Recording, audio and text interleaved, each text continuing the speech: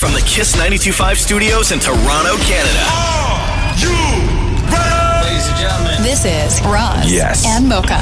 it's Roz and Mocha. What's going on? Hey guys, this is Bruno Mars. This is Selena Gomez. The Chainsmokers. Lady Gaga. Calvin Harris. Celestia Cara. This is Ed Sheeran. You're listening to my boys Roz and Mocha. Roz and Mocha. My boys Roz and Mocha. The Roz and Mocha Show. Ready to go. Between Roz and Mocha, who is your favorite? You guys are so funny, man. Congratulations, Lisa! Wow! You just won $1,000. It's amazing. Y'all just made my entire morning. Keep it up. You guys are awesome, man. This is the Roz and Mocha Show podcast. All right, let's get things in order, okay?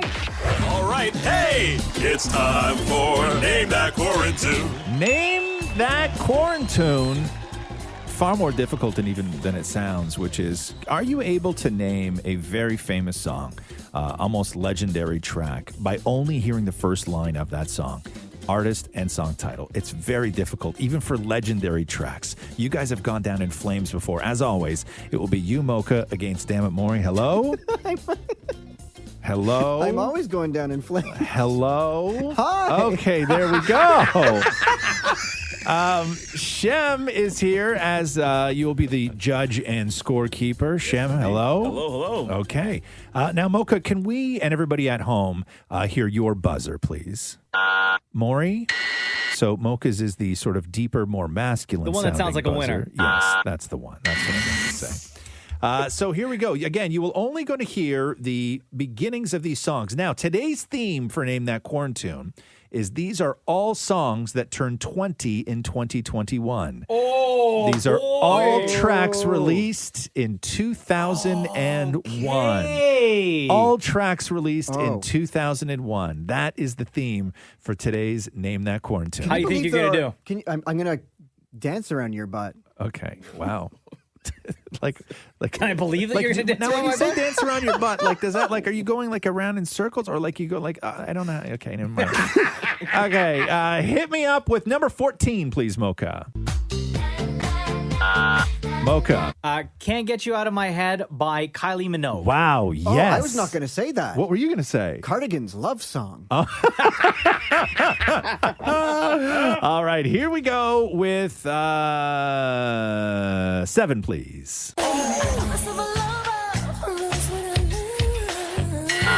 Oh, Shem, who was that? Who was that? Definitely Mocha. Definitely Mocha. That is Mariah Carey. Is it Candy? Incorrect. Maury for the steal. I need to hear more. No, this is the game. You only get to hear the first line. Oh, you know what? I actually know it now. Maury, guess. Okay, what are you going to say? Whisper No, it to me. Maury, guess. say it. Guess. Mariah Carey and Honey. Incorrect. Mocha, Oh, no. nobody gets a point right No, now. I was but- going to say Honey, so it's no, not that? No, Loverboy. Are you sure? Oh.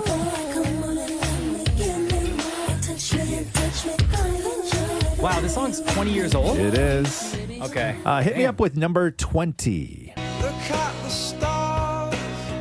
Look how they shine for you. I don't know that one. Coldplay. You got to buzz in, Maury. No, but I don't know the name of the song. That's why I'm Oh. saying Coldplay. Oh, yeah, it is. Is it Coldplay? It is, right? It is Coldplay. Is it the song? Yes. Keep going. What's the name of it? It's Coldplay's first big single. That was It was Yellow. Oh. Yellow. No, that's please. not. Shem doesn't count, right? Absolutely not. Okay, thank you very much. 21, please, Mocha. That is Pink, Get the Party Started. Mocha. Yeah, Pink, Get the Party Started. Yes. Well, okay, again, when you gentlemen buzz in, Yeah. you have to allow either Shem or I to say who is. Yeah, but that was clearly me, and then It Maury was just clearly. followed. Yes, I Yeah, know. but do I get half a point for just No, saying it? no, Okay. you don't. What, for being annoying? Number 12, plees. Mocha. Sick and tired of hearing all these rumors and alibis. That is, that's NSYNC. And, If you say so. Okay. oh, wait, no, it's Backstreet Boys. If you say so. Oh, wait. That is NSYNC. Oh, I know it's NSYNC. It hurts, huh? I don't know the name of it. I don't know the name of it. Don't. That, it's NSYNC, though, that right? is Pop. Oh, Dirty Pop. Yeah. Right? Oh, my God, yes. I remember that song. Oh, man. Okay. Number 2, please. Number 2, please, Mocha. You're beautiful. Mocha. Nelly Furtado. I'm like a bird. Yes, sir. Oh, I was not going to say that. Wow. Okay. Number 1, please. Mocha. Oh, Shaggy, it wasn't me. Yes, correct. Wow, dude. Hit me with number 16, please. That she's back in the atmosphere. Mocha. Train drops to Jupiter. Yes, sir. Shem, what's the score so far? 5-0 Mocha. can I have a point for what I could have said? No, you can't. You can't. Man, there is some real whack songs on here that came out in, again, these are all songs that turned 20 in 2021. So these are all songs that came out in the year 2001. Mocha, 18, please. Oh my God. Smash Mouth, the song from Shrek.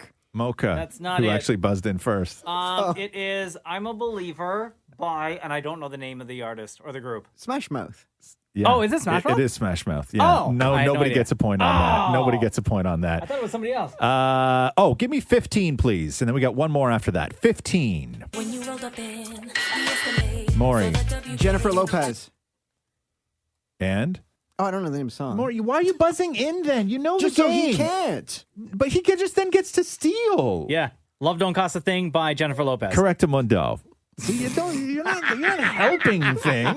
Okay, last by one. doing that, oh my God. Okay, there's a lot of last ones on here, but let's go with 11. Mocha. Destiny's Child, Bootylicious. Correct. Hey! Well, Shem, what was the final score? Let me go ahead and add it up. Hold on. 1, 2, 3, 4, 5, 7-0. What? Okay. What? Okay, one more for second place. Okay, one more for second place. I don't even know what that means. Okay, one more for second place. Number 13, please, Mocha. Mocha. That is Missy Missy Elliott. Elliott, Get your get freak your freak on. on. Yes, Get your Mocha. freak So that's on. what, 8-0 now, Shem? Is that the deal? Okay. And that's how you play Name That Quarantune. Hey. The Roz and Mocha Show. Podcast. I was curious as to what people's favorite sandwich was. And for the last 24 hours, every time I have a minute, I just go and I try and find a new poll to find out what everybody's favorite sandwich was. And there's the top 5 is all over the place. But there's one consistent number 1. Oh, can I guess? So or do you want to just say? Let me go through one of these right now. So this is from, I don't even know what this is. Eat This, Not That. I don't know. It's just this is like the 15th list of the world's best sandwiches that I found. So the French dip is at number 15. What's that? The French dip is like thinly sliced roast beef, caramelized onions in almost like a ciabatta that you dip in the jus. Yeah. Oh, I love.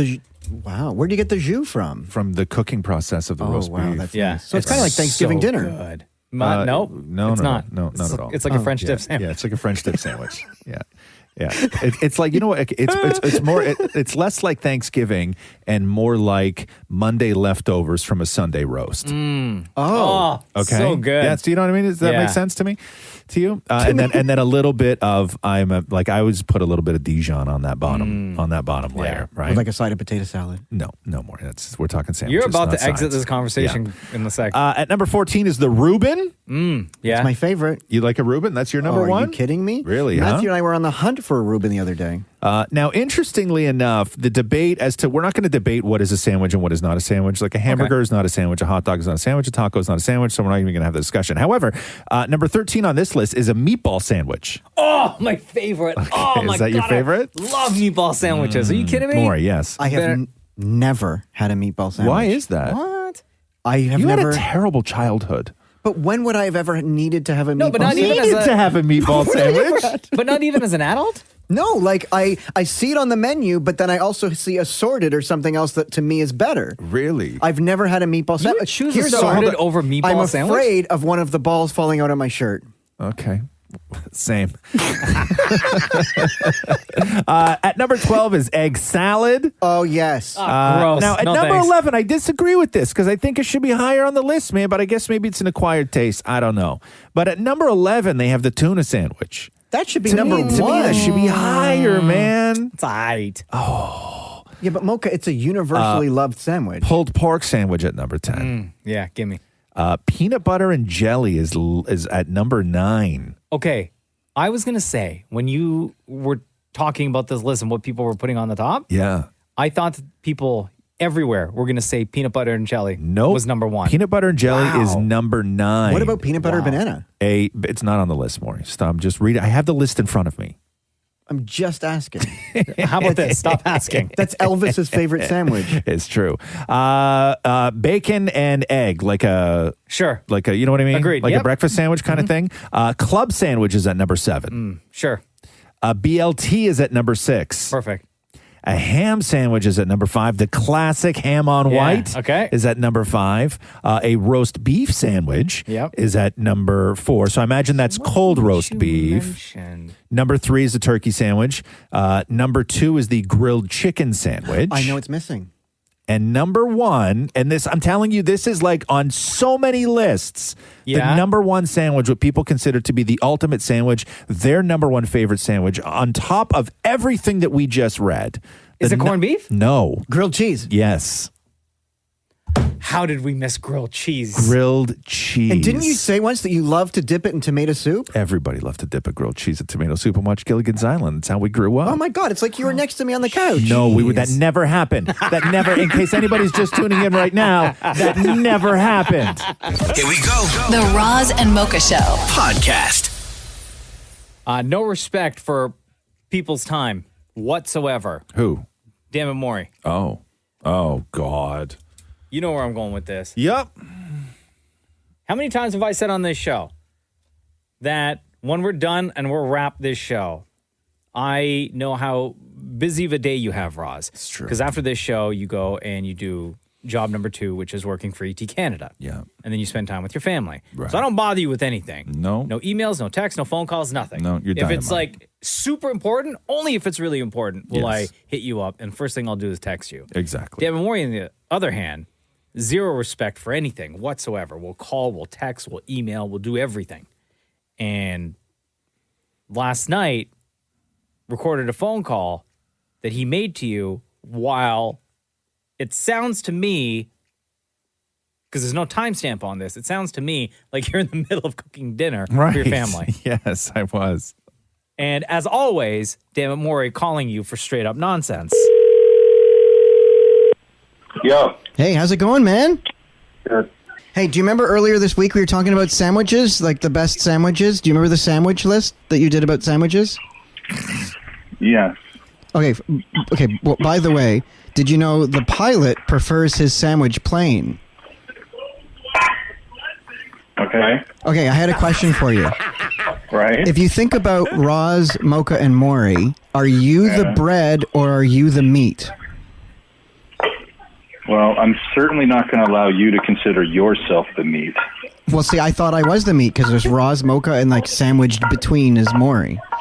No.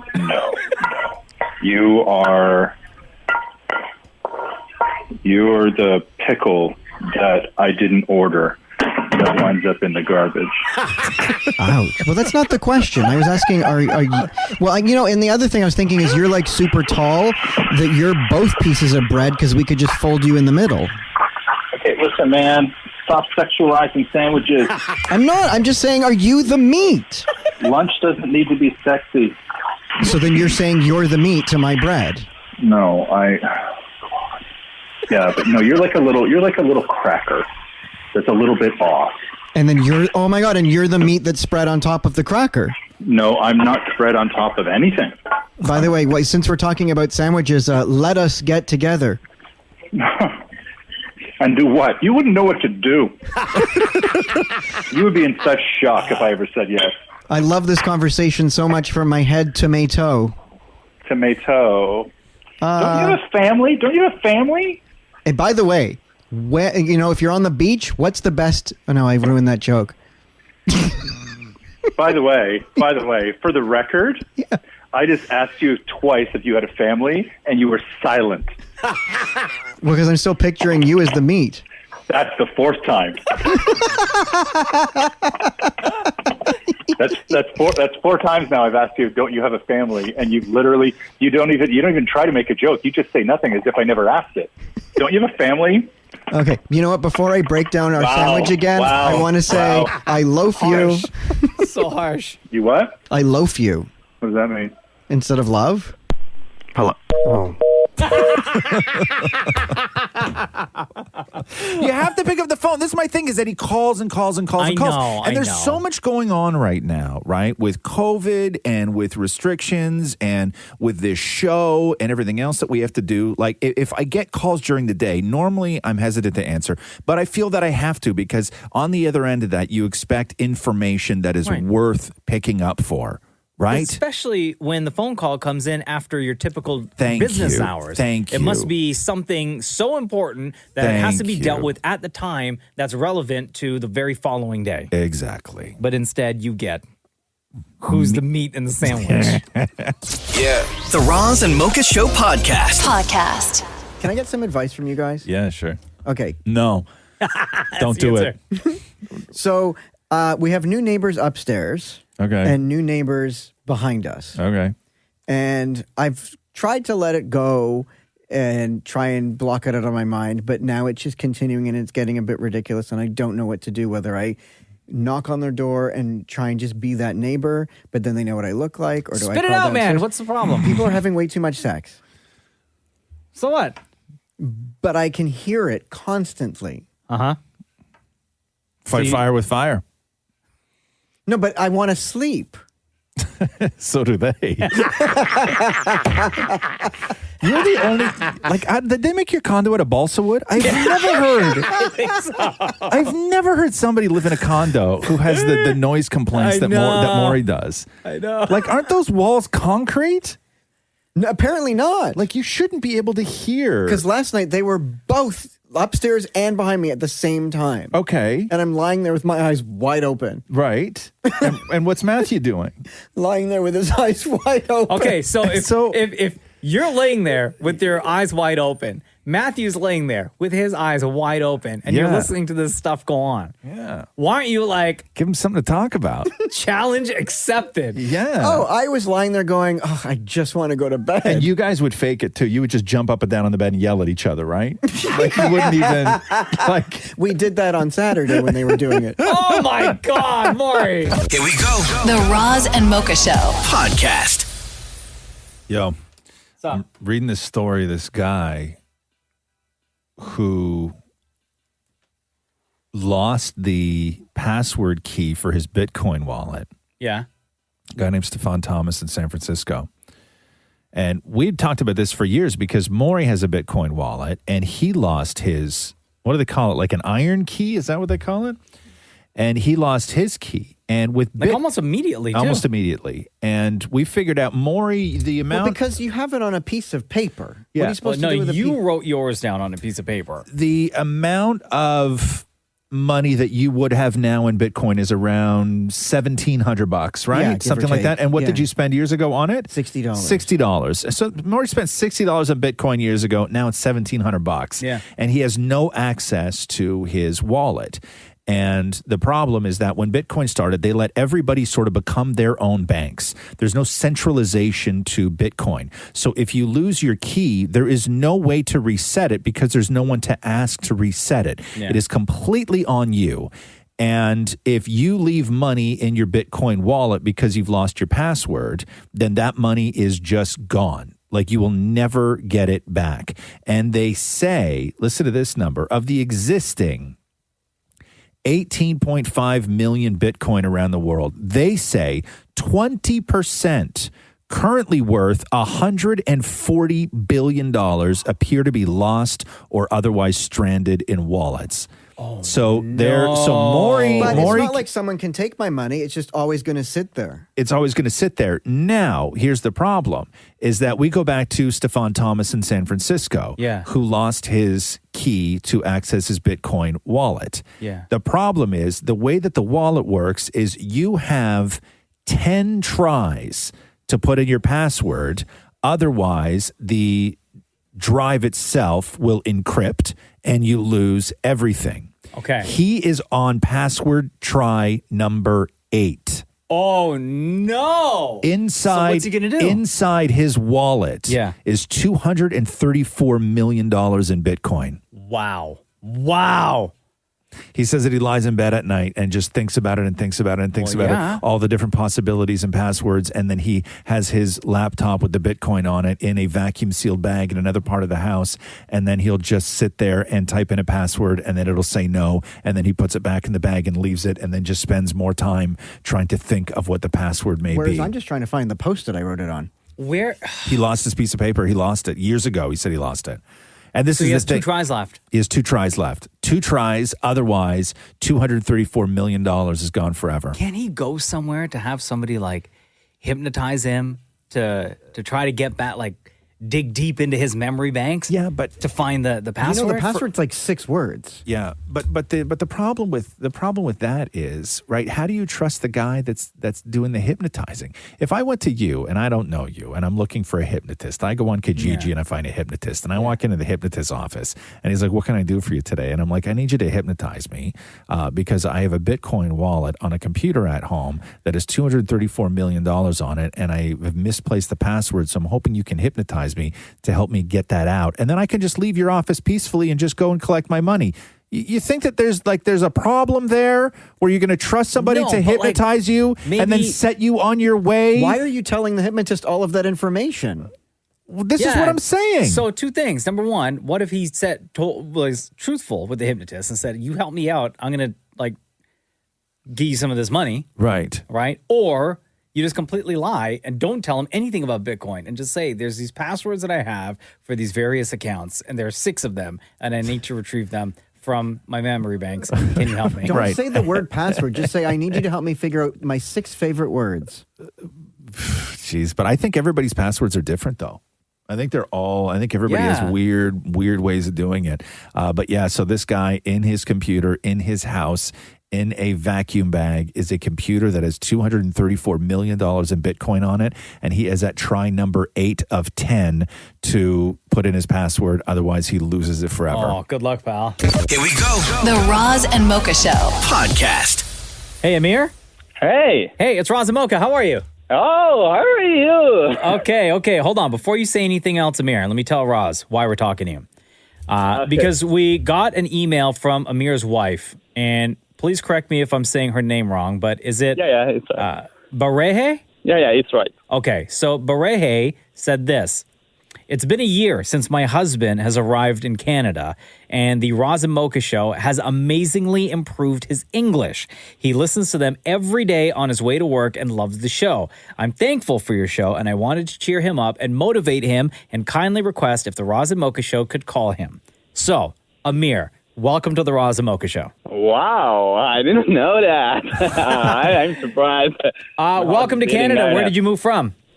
I'm from Iran. Yeah. I immigrated to Canada 1 year ago, and like all immigrants, it was a little tough for me for the first time that I moved to another country. The first thing that was a little bit hard for me was English language. So I tried to learn more, and my wife recommended me to hear some sort of podcast or radio station. So I chose you, and all the days and the way to work, I listened to your show, and it was really amazing for me. I learned many things from you, not limited to English language. It was lots of things, specifically for Roz and Mocha Fix My Life or anything else. Aww. So I'm really thankful for you. And what a time for you to arrive in this country. If you said like a year ago, that was right before the pandemic hit, and then coronavirus like shut the entire world down. What was that like for you? it was a little cold because I'm from a tropic area.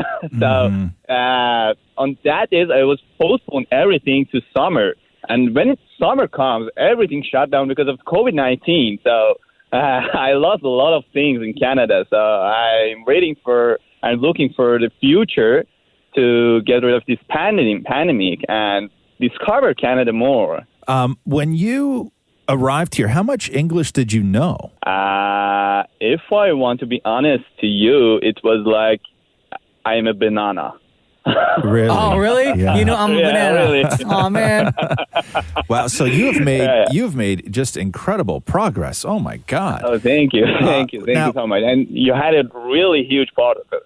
That's incredible. And it's interesting. This is not the first time I've heard this. I've heard this from one other person where they listened to this show and it vastly helped them adapt to the language because they were brand new to Canada and brand new to English. I also one time I was in an Uber with a guy from Russia. He was the driver.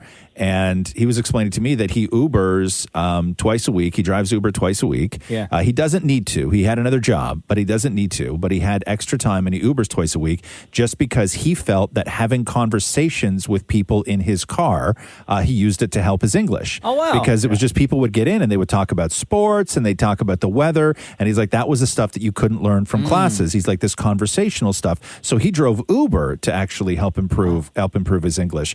What brought you to Canada from Iran? What made you move here? You know, I'm a pharmacist back home, and I always seeking for find a new way to help people around the world, specifically in pharmaceutical companies. And my wife is a physician, and she's looking for doing medicine in this country. So we decided together. Actually, my wife is a Canadian citizen.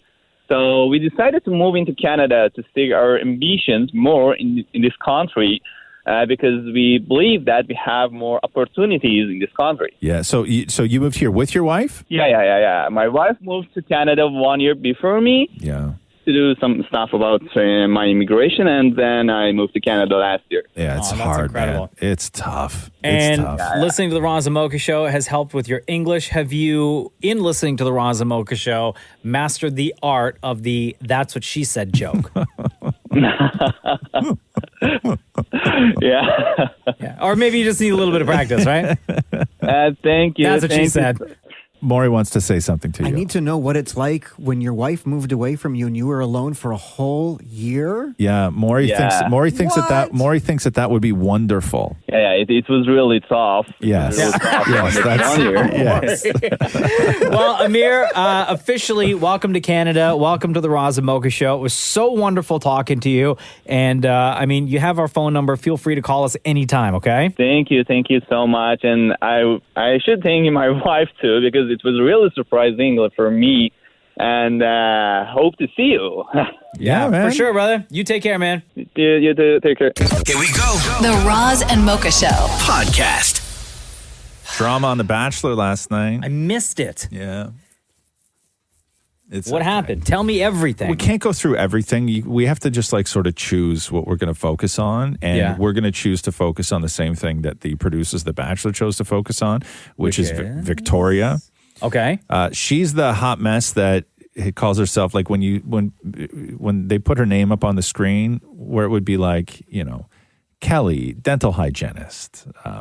Maryland, from Maryland. Yeah, exactly. Yeah. So Victoria, under her name, it just reads Queen. She's the one that had the crown on the first day. Oh, yeah, that girl? Okay. She hates everybody. Yeah. Right? Oh, so she's the new She's villain. rubbing everybody the wrong way. Okay. She's the, I'm in this for the right reasons. You can all go home. He's going to pick me. Everybody's playing for second kind of woman. Ooh, wow, damn. So... The Not ladies, here to make friends. No. The ladies were talking about Bree being chosen to go on the date, and Victoria had this reaction when everybody else was saying how they should feel happy for her. I am excited for Bree. I think we should all totally take Chris's advice and be very mindful of our time with Matt, for sure. Wait, first of all, I didn't even talk to Bree, so I don't have that little friendship that you guys have. Ooh. And second of all, Like, I wanted to be on that date, so I'm not happy about it. Trust me, we're all jealous. Like, trust me. If I you don't really feel jealous. I'm not jealous. I'm just like, I want that. I'm literally so sick of you guys. I want to hang out with Matt. But do you think you're gonna like cause yourself to go into like a tailspin if you think that like every time? I'm not tail spinning. I'm the only one that's being real. I think the girls that are happy for Bree are all fake as The reality of the situation is that we're all here to date Matt. We're not here to be in a sorority. Oh! God, that voice. I mean, she's kind of right, though. That voice, though. And then so near the end of the episode, Matt was with Marilyn, and she's sitting on the couch. Yeah. And he reaches behind the couch. He's like, hold on, I got something for you. Yeah. And he reaches behind the couch and he pulls out a vase. Okay. And inside the vase is a rose? An orchid. An orchid? Yeah, because I guess orchids are her favorite flower. They mean something to her. They're her favorite flower. She probably wanted a rose, though. Yeah, so he reaches behind the couch, pulls out a vase, and in it is an orchid, not a rose. And I was like, because I'm watching, I'm like, does that count? Like, does that count, or does it have to be a rose? Might as well just send her home. It does not count. And although she wanted in her heart to be like, oh my God, this is such a lovely gesture, she was still like, oh my God, that's not a rose, Marilyn right? was my roommate, and like, Was your roommate? So Victoria has a huge problem with Marilyn. Okay. Like a massive problem with Marilyn. And Victoria is now at the point of the episode of where she starts launching missiles at the other women, doing her best to get Matt to second guess his decisions. So right after Matt gave Marilyn the orchid, he met with Victoria, who said this. Marilyn was my roommate, and like, Was your roommate? yeah, and like she just like cries to like manipulate situations, and she's just like straight up toxic. So like I had to sleep on the couch temporarily because having that in the house, it's really hard, and I don't think like you've had that experience. So like it was crazy. Why are you snitching? First off, I had no idea that was going on. And Yeah. I apologize for brushing over that when you were trying to tell No, me it's that. okay. I wasn't ready to share that because it was like a lot. Yeah. So that happened. Have you talked to her since that happened? Like, what's I just like avoid her now because she's just so toxic. I mean, life goes on, you know, so I'm able to still maintain a positive attitude, but at the same time, I like wanted to kind of share with you like how toxic the house can truly be. Yo, this is day two, I'm really girl. glad you shared that with me. Yeah. Because I'm not going to get to know the real you if you have all these things that are weighing on you and you're trying to get to know me and have a good time. So I'm gonna get to the bottom of this. Thank you. Absolutely. And you can tell, you can God. tell that everybody hates Victoria. Like, and I mean, you can tell that people even on the production hate Victoria because as the episode went on and they went longer into the night, Victoria was the only one that didn't get her makeup touched up. Oh, no. Oh, and it was so apparent. It was so apparent that she was left off the list. Yeah, if you're a queen, you're a queen. You don't need this. Of makeup touch-ups. So then Marilyn confronts Victoria. Do you mind if we have a conversation outside? You can sit there and we can have a talk. I'm not going outside. It's freezing. Like, you can sit there. Can I sit here? Sure, and I'll sit there. I don't want to sit next to you. All right. So that way you can look me in the face and say, like, if anything I said wasn't the truth. Okay. I'm listening. What do you have to say? Okay, it's a little bit loud. Do you mind if I just sit here? No, I don't want to sit next to you. All right, I'm just gonna speak my heart to you, okay? Come on, man. Go for it. Victoria, I'm sorry that I hurt your feelings. And Thank you. We can sit. I accept your apology, but I think that we have very different realities of what occurred. You feel this way, and I acknowledge that you feel this way. And regardless of what happened, But like, if it didn't happen, why are you apologizing? Matt had mentioned that you think that I'm toxic and manipulative. I do think you are those things. I don't want to continue fighting. I'm not trying to fight either, but I think Yeah, that and like I think that we can. we're like oil and vinegar. But I think that we can come to an understanding. I really do believe that we can if we try. I don't care to, Marilyn. I didn't say those things. I need a break. You're too much. Okay. Yeah. I love this show She's so a much. disaster. And then it ended with Sarah needing, it was a cliffhanger last night. They were in the middle of the rose ceremony. Yeah. And Sarah passed out. Like she started From to what? faint. Really? Yeah, I don't know why. I guess because it's like 2 o'clock Too in the morning. hot, They've or had too she much was wine tired? and it's too hot and I don't know what's going on. Wait, sit. Right here. What's she whispering? It's a production crew person, like on the ground with her rubbing her back. And then Matt sees and walks over. And then it was the to be continued. Oh, that's what happened. Yeah. What did Victoria say? You can't lay there. I don't want you to get up. Yeah. I know. You can just stay right there. Just stay right there. Matt, can I talk to you? Is it because it's too cold out? The Roz and Mocha Show podcast.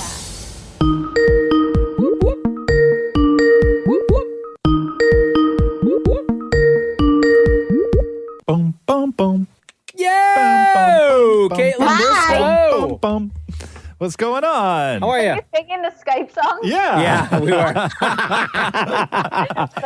don't act like you don't do that too. Every time. Kaitlyn Bristowe, welcome back. It's your other boyfriends, Roz Mocha. How are you? My boyfriends. What's going on? How are you? How are you doing? Oh my gosh, I'm good now. I mean, I had to battle the old COVID, but I'm feeling so much better now. So that's good. And it's incredible going into this, looking at what you're doing with Special K and New Year's resolutions and everything else. After everything you've been through and how careful you were with your health, with everything during Dancing with the Stars, what's your attitude and how do you feel about your sort of own body and health going into a new year when everybody's just sort of making the let's try and do better resolution, knowing what you went through? I know. Yeah. Well, that was my whole thing with going on Dancing with the Stars. To prep for that, I was lifting weights, I was boxing, I was meditating, I was trying to take care of myself physically and mentally. And I was like, this is the best momentum to use going into a new year. So my whole thing with 2021 is I want to kind of prove it to myself that I can stay on track. I don't have to be like, out there lifting weights and doing all that anymore, but just staying on track with small goals, starting off your day with a healthy breakfast. And that's why I was excited to partner with Special K, because they're trying to flip the script on ditching the New Year's resolutions, because usually that happens around this time of January, which is sad because we're not too far into it. And they're going to flip the script and we're going to prove it to ourselves that we can stay motivated. And they've got a really great program because you could actually go to proveitday.ca, scan your Special K cereal box and win like some pretty unreal motivational prizes, like an exercise bike. You can win free Special K for a year. So they're really, they're motivating me over here, that's for sure. And I'm going to help Canadians get motivated too. And after you and Jason now recovered, thankfully, from COVID, how are you feeling? Like, take us back to that whole ordeal that you guys had to go through right before Christmas, because as Roz said, the two of you were being so safe the entire time. Yeah, we thought so. I mean, it was crazy because I was in LA. I was around people, for dancing. We were getting tested every day. And then I came home and I'm being extra cautious. And we didn't go anywhere. We were staying in our own bubble. We had two friends who we would only see, that they didn't see anyone. And then one of my girlfriends came into town for a project she was doing in Nashville. And she was being tested every day. She got tested negative. And then we said, okay, well, you can come over if we can see all your negative tests. So we did. And then the day she left, she called and said, I just got my last test result back and it was positive. And Jason and I ended up testing positive as well. And it just goes to show that COVID is just so much bigger than us and we can't control that. Let me ask you something about recovering from COVID, because you have recovered from COVID. I have not had COVID. Okay. What's the rule with drinking while you're recovering from COVID? I heard that whiskey kills bacteria. Okay. So... Yeah. Yo, I love whiskey. Seriously. Okay. What else? Because that's the one thing. I'm worried a lot about COVID, but I'm like, God, 2 weeks with no drinking. That's like adding, like, why don't you throw like gas on the fire, man? I'm telling you, when you have it, you don't want it. True. But I think I'm all about balance. That's healthy breakfast, and then let's celebrate at night. And when you do something like this, where you do have that kind of time, and you're going into the new year, everybody's starting fresh. And what we were gifted with first thing in the new year was, of course, a brand new season of The Bachelor. How do you think Matt's doing? Oh my gosh, I love watching Matt be the Bachelor because he is like a deer in headlights. He does not, know, like, time. I don't know if he's ever watched the show before. I know he has friends that have been on it, but it's so cute and endearing that he doesn't really like understand the drama that usually happens, or like, you can tell he's nervous, but for what it is, I think he's actually doing a great job. He's very well spoken. I think he's very sweet to everybody, maybe a little too sweet. Like, let's get rid of that Victoria gal ASAP. Why? But, How could yeah, I you? think She's he's a doing great queen. job. She's the queen. You know what it's like on this show. So watching this week's episode, here's what I got out of that show, and you tell me if this is possibly the case. Is it possible that Victoria is hated so much and disliked so much by even people on the production, because it looked like as that episode went on, all the other women got makeup touch-ups except for her? Oh, good point. Wow. Oh She's my like, God. I'm going to use that back in my next podcast. I'm actually so impressed that you saw that. Yeah, you know what? That's a good call. I don't know what's happening. She doesn't seem like the warmest, most friendliest, likable gal in the bunch. So I'm not sure, but I keep telling myself, like, I mean, there's only so much editing can do. You know what I mean? Sure. Like, that girl just does not seem very nice. Because you're such a big fan of The Bachelor, Bachelorette, the entire franchise, you're from the franchise, you have your super popular podcast. Are you getting like tidbits of information, or have you ever been leaked information about a current season of anything from the franchise? Yes, but I hate it. I don't want anything to leak to me. I don't want to know surprises, because I am in a Bachelor bracket, and that, my friend, is cheating. Oh, interesting. So, yes or no, that we're 2 weeks into the Matt season of The Bachelor. Do you have information available to you right now on future episodes? I don't. I actually don't. I get the episodes sent to me on Fridays just so I can prepare for podcasting and stuff like that. But I am so honest, and I can't cheat, that I don't watch it until everybody else watches it, just because I am in this bracket and I take this very seriously. Okay. Wow. Hey, did you get engaged? Because we had said that I had said that you were going to get engaged like a week later. I was wrong. I'm sorry. No, I know. I was like, you know what? You're 2 for 1. What are you? No, 1 for. What are you? I don't know. You got one thing I'm right. 1 and then 1. You nailed it. Yeah, I'm 1 and 1. Be honest though, Kaitlyn, because Roz predicted that like a few days later, Jason was gonna propose to you. Did you go and get your nails did? I didn't. I actually did. Kaitlyn Bristowe, it's always such a pleasure to have you join us on the Roz Mocha Show. Thank you so much. You guys be safe out there, and we'll check in with you again real soon. Thanks so much. Good to talk to you guys. Right. You too. Take care. Bye-bye. Bye. Here we go. The Roz and Mocha Show Podcast. We're already 2 weeks into the new season of The Bachelor, and one of the hotel employees at the Nemacolin Resort in Pennsylvania, where they film, starting to spill the tea. Oh. But she's not just an employee. She's actually the CEO of the place. Her name is Maggie Hardy Knox. And she said sometimes there's a lot of sometimes there's some hanky-panky going on where it should not have been. What does that mean? She also said that sex and love is in the air on the 3,000-acre property. There were things going on inside and outside of the hotel all the time. She also said, we actually found a used condom in a tree branch. Okay, hold on a second here. There's only one guy. I know. How We have much? maybe the crew, people in the crew are hooking up. I don't know. Hell no. No way. Like the production crew? No. You don't know what's going on? Inside, outside, condoms and trees. Yeah, dog. No. Mm-hmm. No. This is the CEO. This is not like a regular employee. This is the CEO of this resort that they're filming, or that they did film, The Bachelor with Matt James this past fall. But like, first of all, they're working on like these skeleton crews, right? Like it's not like there's 300 people there. It's one guy and 25 women. I know. And she's saying love is in the air, and Love is in the air. and there's hanky panky happening inside, outside, unspeakable things, condoms and trees and such. Yep. Yeah. Right? I don't know what else to do. Do you? You do you, man. Yeah. The Roz and Mocha Show podcast. I'm getting lost in the comments for this picture that was posted yesterday on Complex's Instagram account. All right. That shows it's a screen grab from Fox News. Okay. With Donald Trump, and then all the logos of platforms banning or restricting Trump. Oh, I know. Right? So Facebook, Twitter, we know that. Google. Yeah. Like, yo, you can't Google nothing anymore. Yeah, he can't host anything on Google either. I guess he can't even do like a Google Doc. No. Spotify. Yeah. You got to be real bad if they don't want you listening to music. Dude, he's not allowed on Shopify. Yeah. Snapchat, Instagram, Shopify, Reddit, Twitch, YouTube, TikTok, and Pinterest. Pinterest. Like, so some of the comments. His wedding's going to be awful. How do you even plan a wedding? There are so many comments.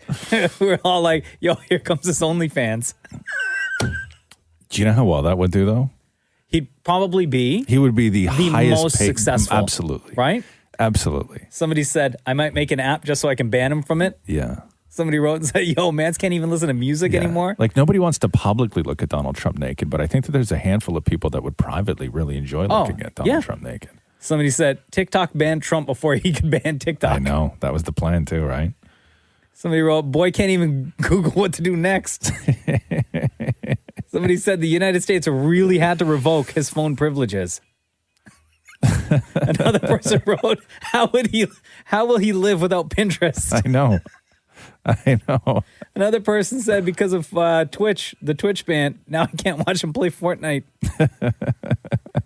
And another person was like, yo, he really just needs a burner phone. But you can't even. There were so many. I didn't read one single tweet, but I cannot tell you the amount of people that changed their tweet avatar to Donald Trump, but it was just Donald Trump with a mustache.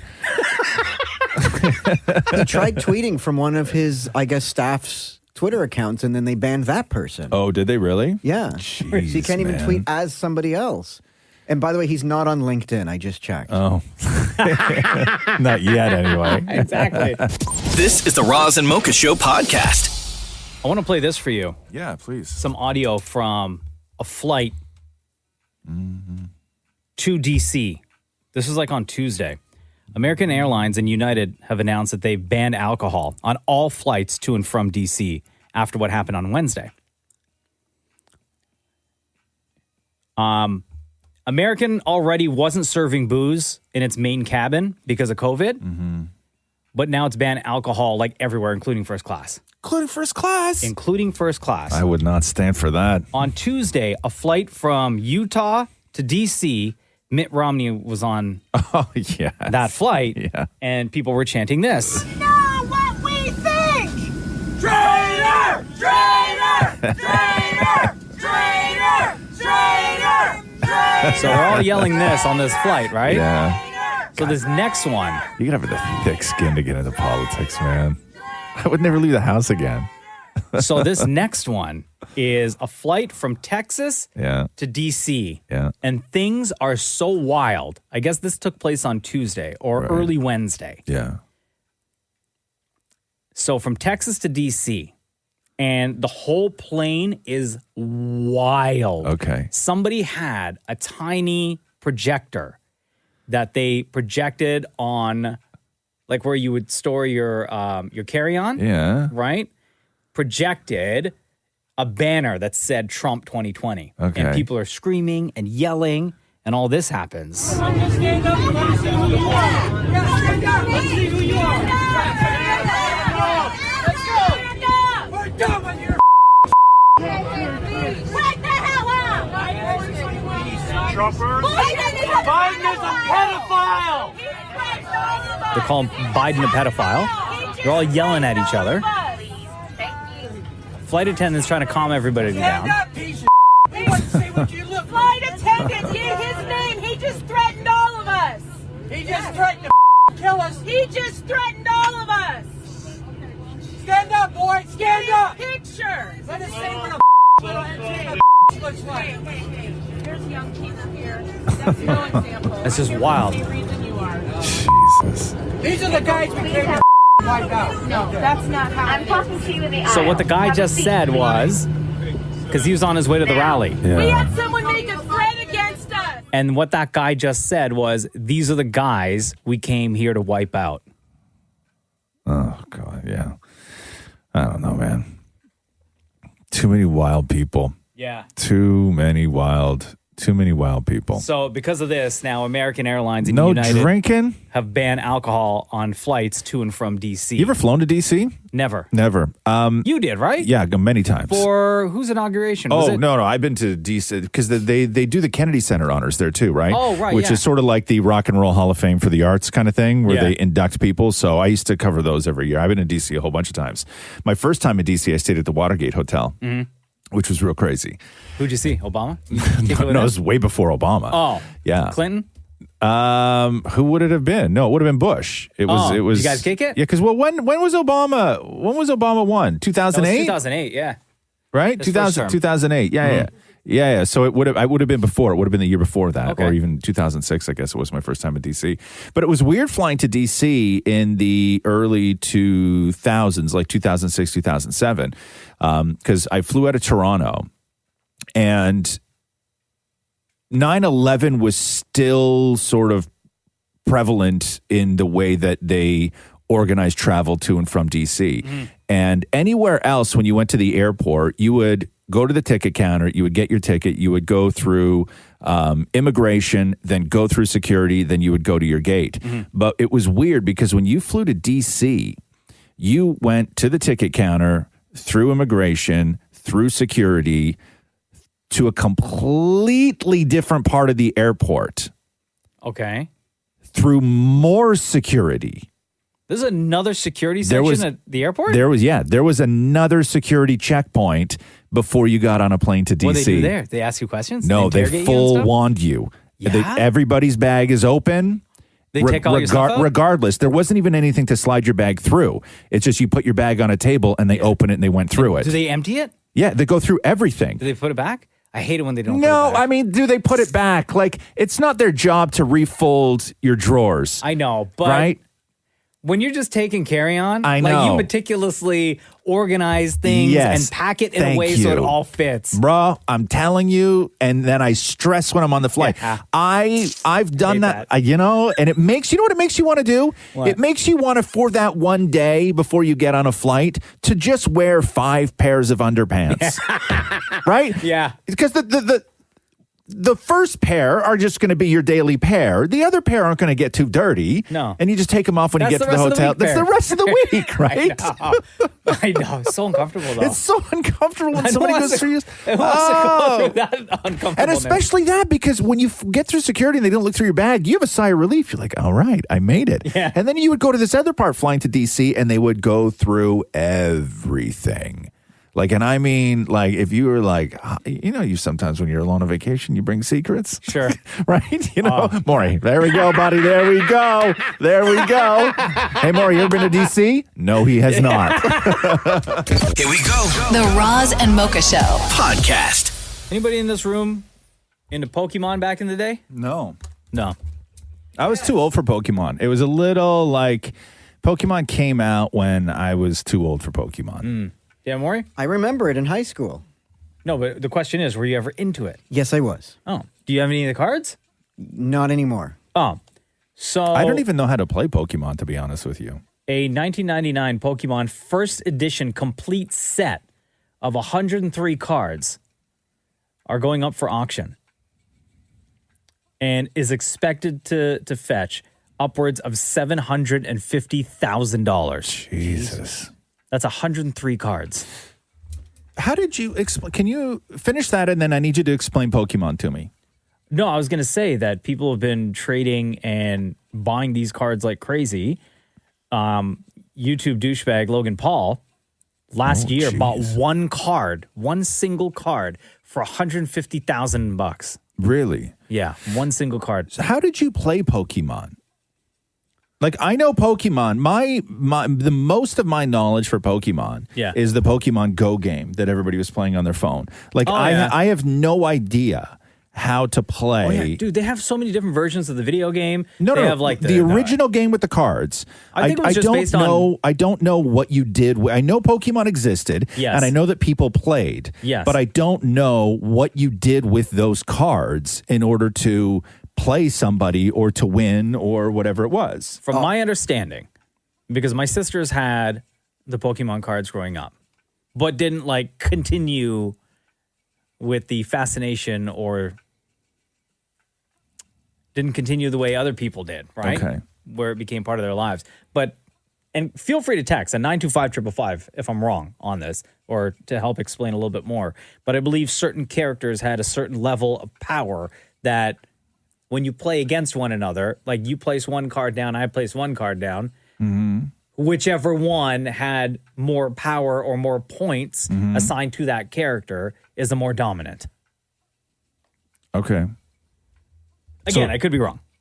Okay. See, I remember it as if you had a higher powered card than me, and you needed a card that I had, we could trade cards. It was like, oh, you have this, I have this. Oh, so you could trade. lose your Pokemon cards. That's right. That's how I recall it. Interesting. And who upholds those rules in a game where...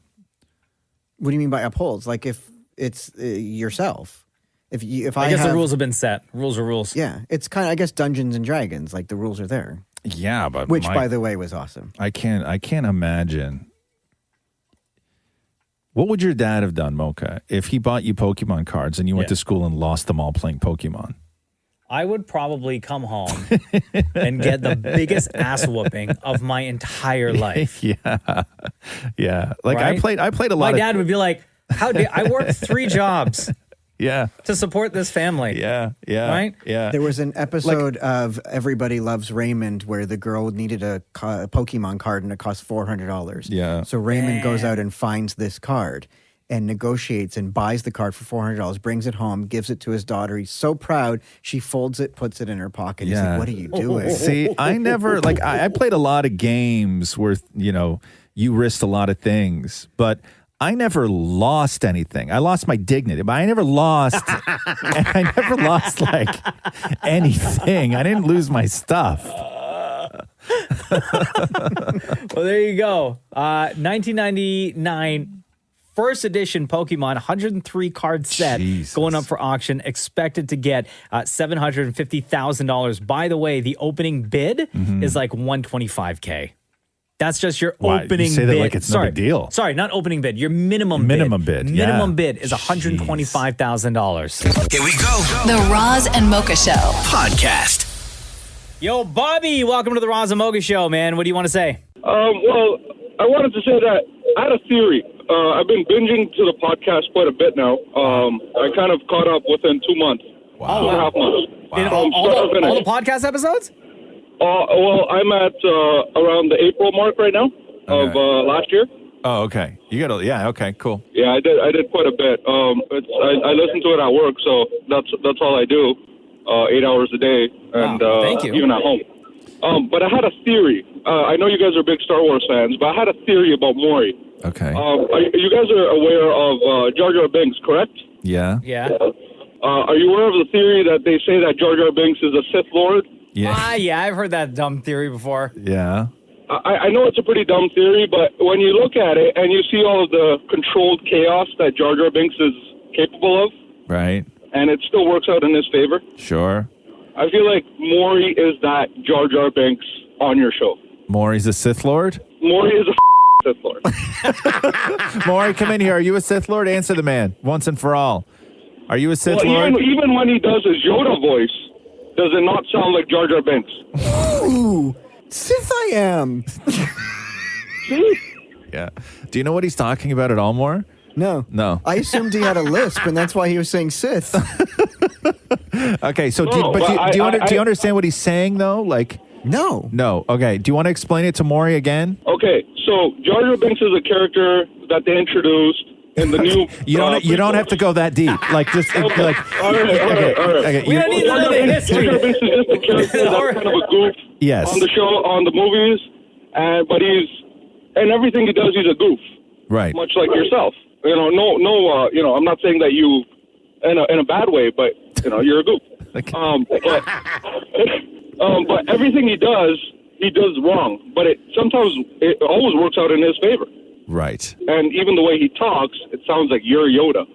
When you do your Yoda on the show, it sounds exactly like Jar Jar Binks than it does Yoda. Do you understand what he's saying yet, Maury?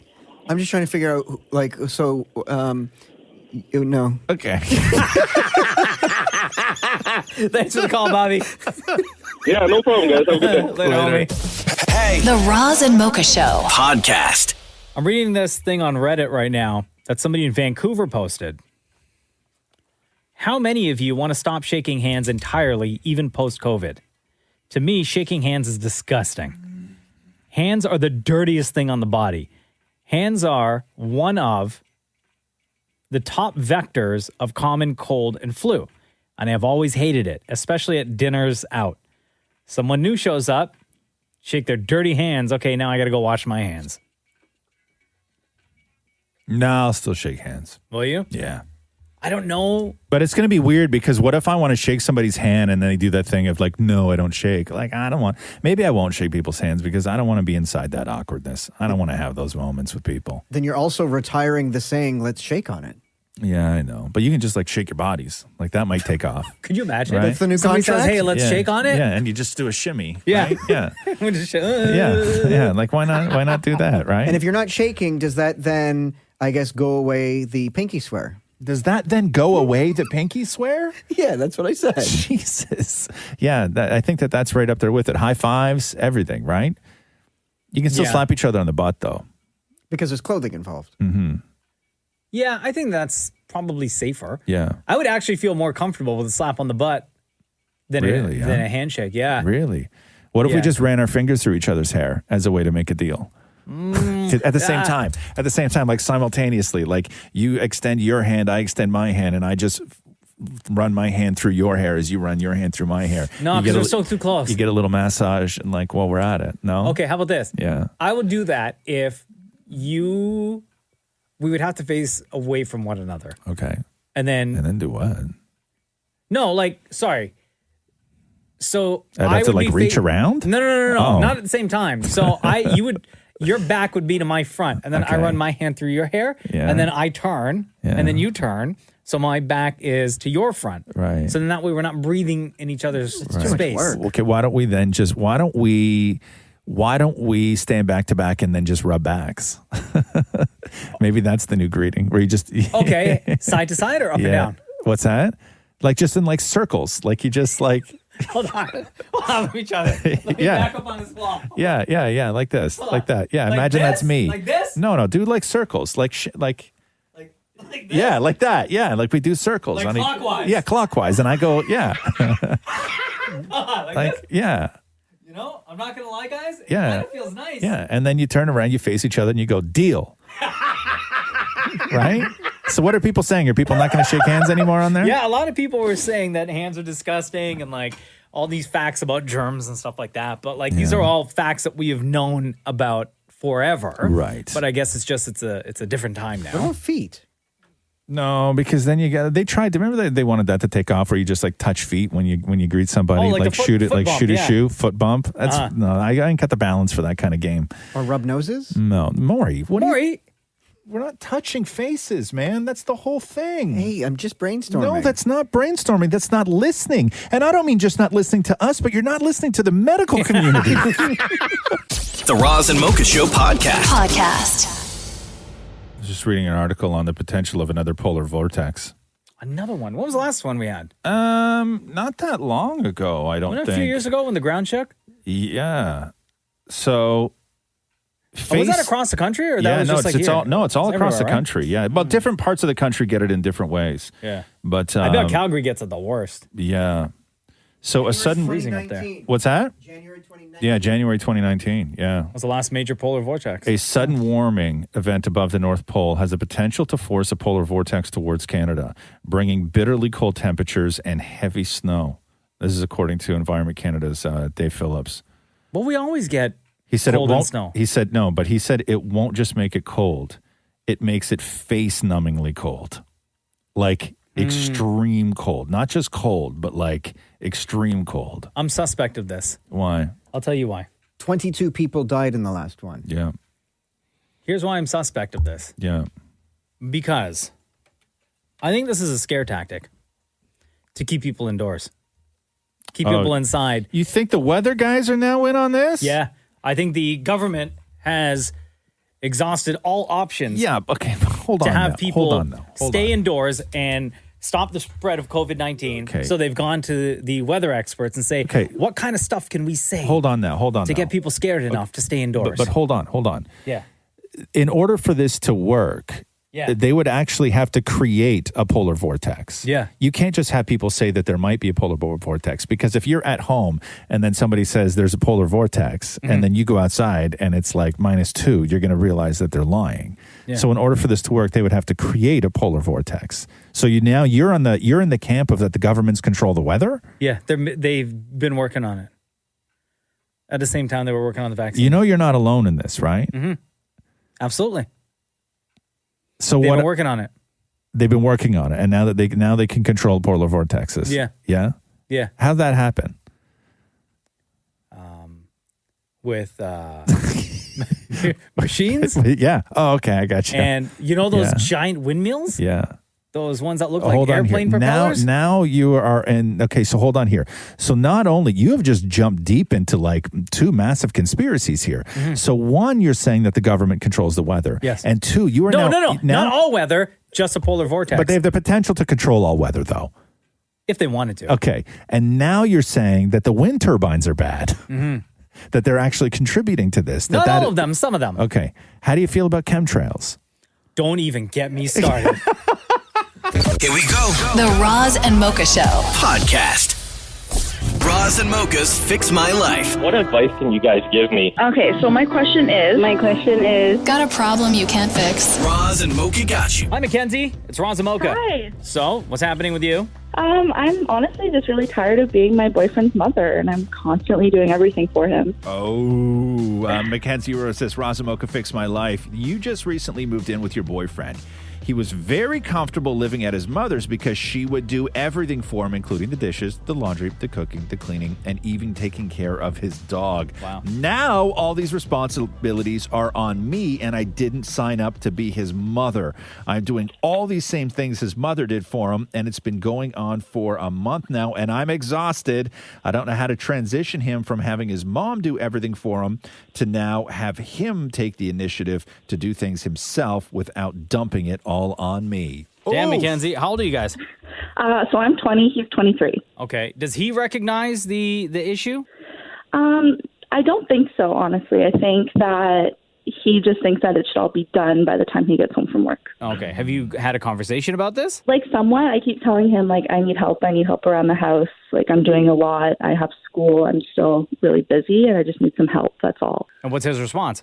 He's like, yeah, that's fine. And then he's like, but just remember, I work full time, too. So. Yeah, so this happens more often than I think that you might even realize. I know it's very much a huge part of your world because you're living it, but mothers raising sons to sort of be helpless when they are released into the world is a very common thing that happens. Very common. And they don't even know it's happening. Like when guys don't do those things that they're supposed to do. Like when you finish with the dish, you take the dish into the kitchen, you rinse it, and you put it in the dishwasher, right? It's instinctual. Yeah. Like you should just do that. But when that is not part of your DNA because somebody has done that for you every single time you finished a meal in your entire life, that's not so much their fault as it is they weren't trained to do it.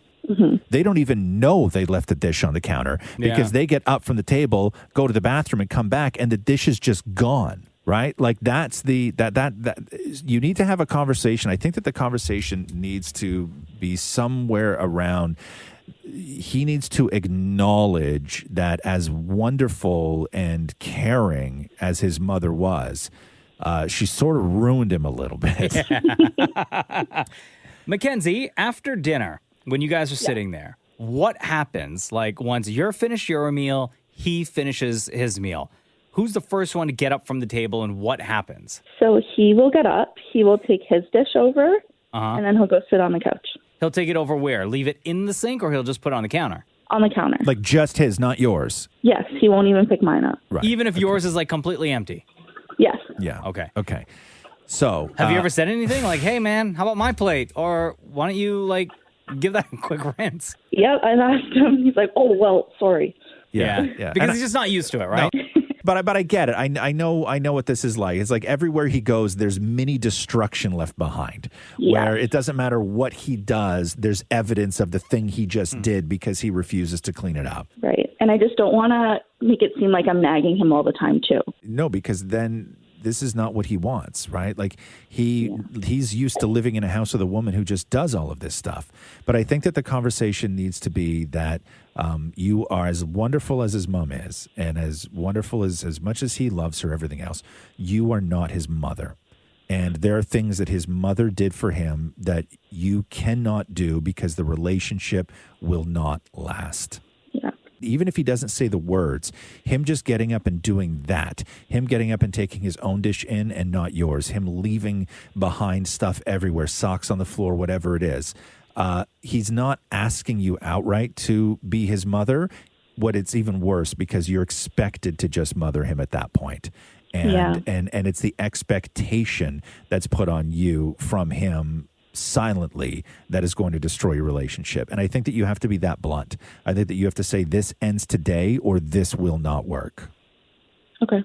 Has he ever helped you like with just like basic cleaning of your place? Yeah, he goes through like these moments where he'll like go and help out. Yeah.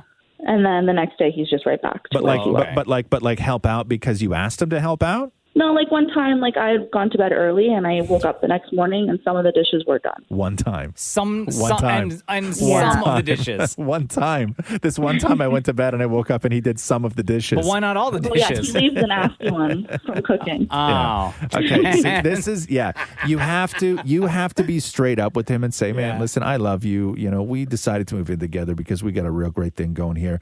But goddamn, I am not your mother. And the way that you walk around this place and expect me to do the things that your mother did for you, God bless the woman, but that ain't me. And I can't do it. And this relationship will not last if you're expecting me to mother you. Okay. All right, Mackenzie. All right. Thanks so much. And then he's going to go, what'd I do? Right? Oh, yeah. Right? What I did? Like that, he's going to do all that stuff. And you just got to stand strong. Right. And you have to go at somebody with specifics. And instead of saying, I hate it when you do this, I hate it when you do this, you're always doing this. Come at it from a point after you're blunt but compassionate with them over that this will destroy the relationship. Don't use words like I hate it when or I wish you wouldn't. Flip it sort of and make it a little bit more positive sounding and say, you know, I would love it if you. That one time you did this thing was really awesome. Do more of that. All right. All right, Mackenzie. Thanks so much. Thank you so much, guys. You got some dishes on the counter. Go take care of those things. I actually do. Oh, wow. Wow. I was just kidding. Much love. Take care. All right, bye. Roz and Mocha's Fix My Life on Kiss. Yo, what the hell is going on with Azealia Banks? Oh. Did you see this story? Yeah, and I saw the story yesterday, and I didn't want to send it to you or bring it to your attention. Why? Because of your love of cats. Oh, yeah, but I was trying to be sensitive. Oh, okay. Yeah, no, I appreciate that. But it doesn't. And I was kind of hoping that you wouldn't see it. Oh. And I didn't want to say anything to bring any attention to the name because I didn't want you to go searching for the story. No. So I guess Azealia Banks, to sort of give this context, I guess maybe she's like into witchery and stuff. And she's previously admitted to being a witch. And her interest in magic, she said, came from her mother. And in 2016, she shared like a super bizarre Instagram video showing herself cleaning out a cupboard after 3 years of apparently sacrificing chickens. Yeah. So she goes on and does a series of videos where she had a cat, and I guess the cat died, and she really liked the cat, and then she buried the cat in the backyard, and then she wanted to build an altar for the cat. And then so she shows a bunch of videos of her and a friend going in the backyard and like digging up the cat with her hands. Yeah. Like in the dirt with her hands and like pulling out the bag, and then cleans it all up. And then you just see like in a bucket, like on the shelf, there's a bottle of champagne, a bottle of Chanel No. 5 perfume, and like the skull of her dead cat. But she put all the process of it on social media, which I don't understand. How she got from ground to skull. I don't understand how that was allowed to be on social media for as long as it. Well, I don't know. As long as it's been there. Well, I don't know if that constitutes the cruelty to animals standard rules. I don't know, because the cat was dead. I know, but still, like, it was pretty graphic. Right? The cat was like, I don't know, but I had no idea. Like, who the hell is into witchery in 2021? I don't know. Who the hell? I have no idea. That's not my world. And how do you, like, you get to certain heights in this world, and Azealia Banks is a name. Mm-hmm. She's got fans. She's got a platform. And you're a witch digging up your dead cat and building an altar with champagne and Chanel and boiling and chickens. And like, how do you get, like, I don't understand how somebody, like, we all have our things. Mm-hmm. We all have our things. I get it, right? I really do. We all have our things.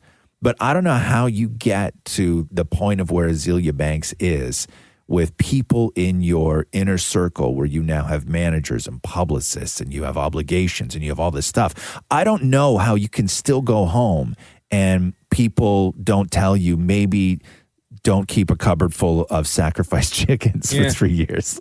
Like, I don't know how that happens. Because she probably tells them all, like, yo, I'm a witch. I can't, I can do this. But you're a witch, though. You're a I know. witch. That's like another level. Like, seriously. I know. You have, you got people that believe in aliens. I You got get people it. that believe in ghosts. You got get flat it. earthers. Absolutely. Right? And then you have Azealia Banks. Witches. Actual, like. Claims to be a witch. Yeah. Like, I don't know. It's a wild world, man. Here we go. The Roz and Mocha Show Podcast. Ellen returned yesterday for her first show back since, one, the holidays, and two, since getting over coronavirus. Oh, right. Yeah, I forgot you got it. Yeah. There's always been so much negative news surrounding Ellen that I just stopped paying attention. Yes. So this is Ellen talking to her audience about what that experience was like dealing with COVID. Happy New Year. This is our first show back in 2021. And so, yay. We're here. Real audience? Yeah, so I tested positive before the screens. holidays. I'm fine now. Everything's good. I'm all clear. I want to thank everyone who reached out with kind words of support. This is what happened, you guys. I was getting ready to tape the show that you were going to be here for, and I was in hair and makeup and getting my face powdered and my extensions put in. And then my assistant, Craig, walks in and said, "You tested positive for COVID." And then everyone around me ran away. It's funny. People just really get scared, and they ran. Some have not come back since.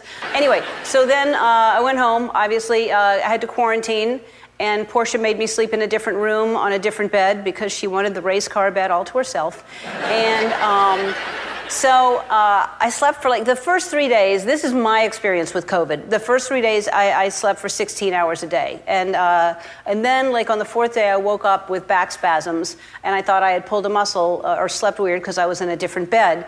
But it just persisted. And so the doctor put me on pain pills and muscle relaxers. Jackpot. Finally, this thing is paying off. There you go. I'll tell you, with COVID, one of the side effects that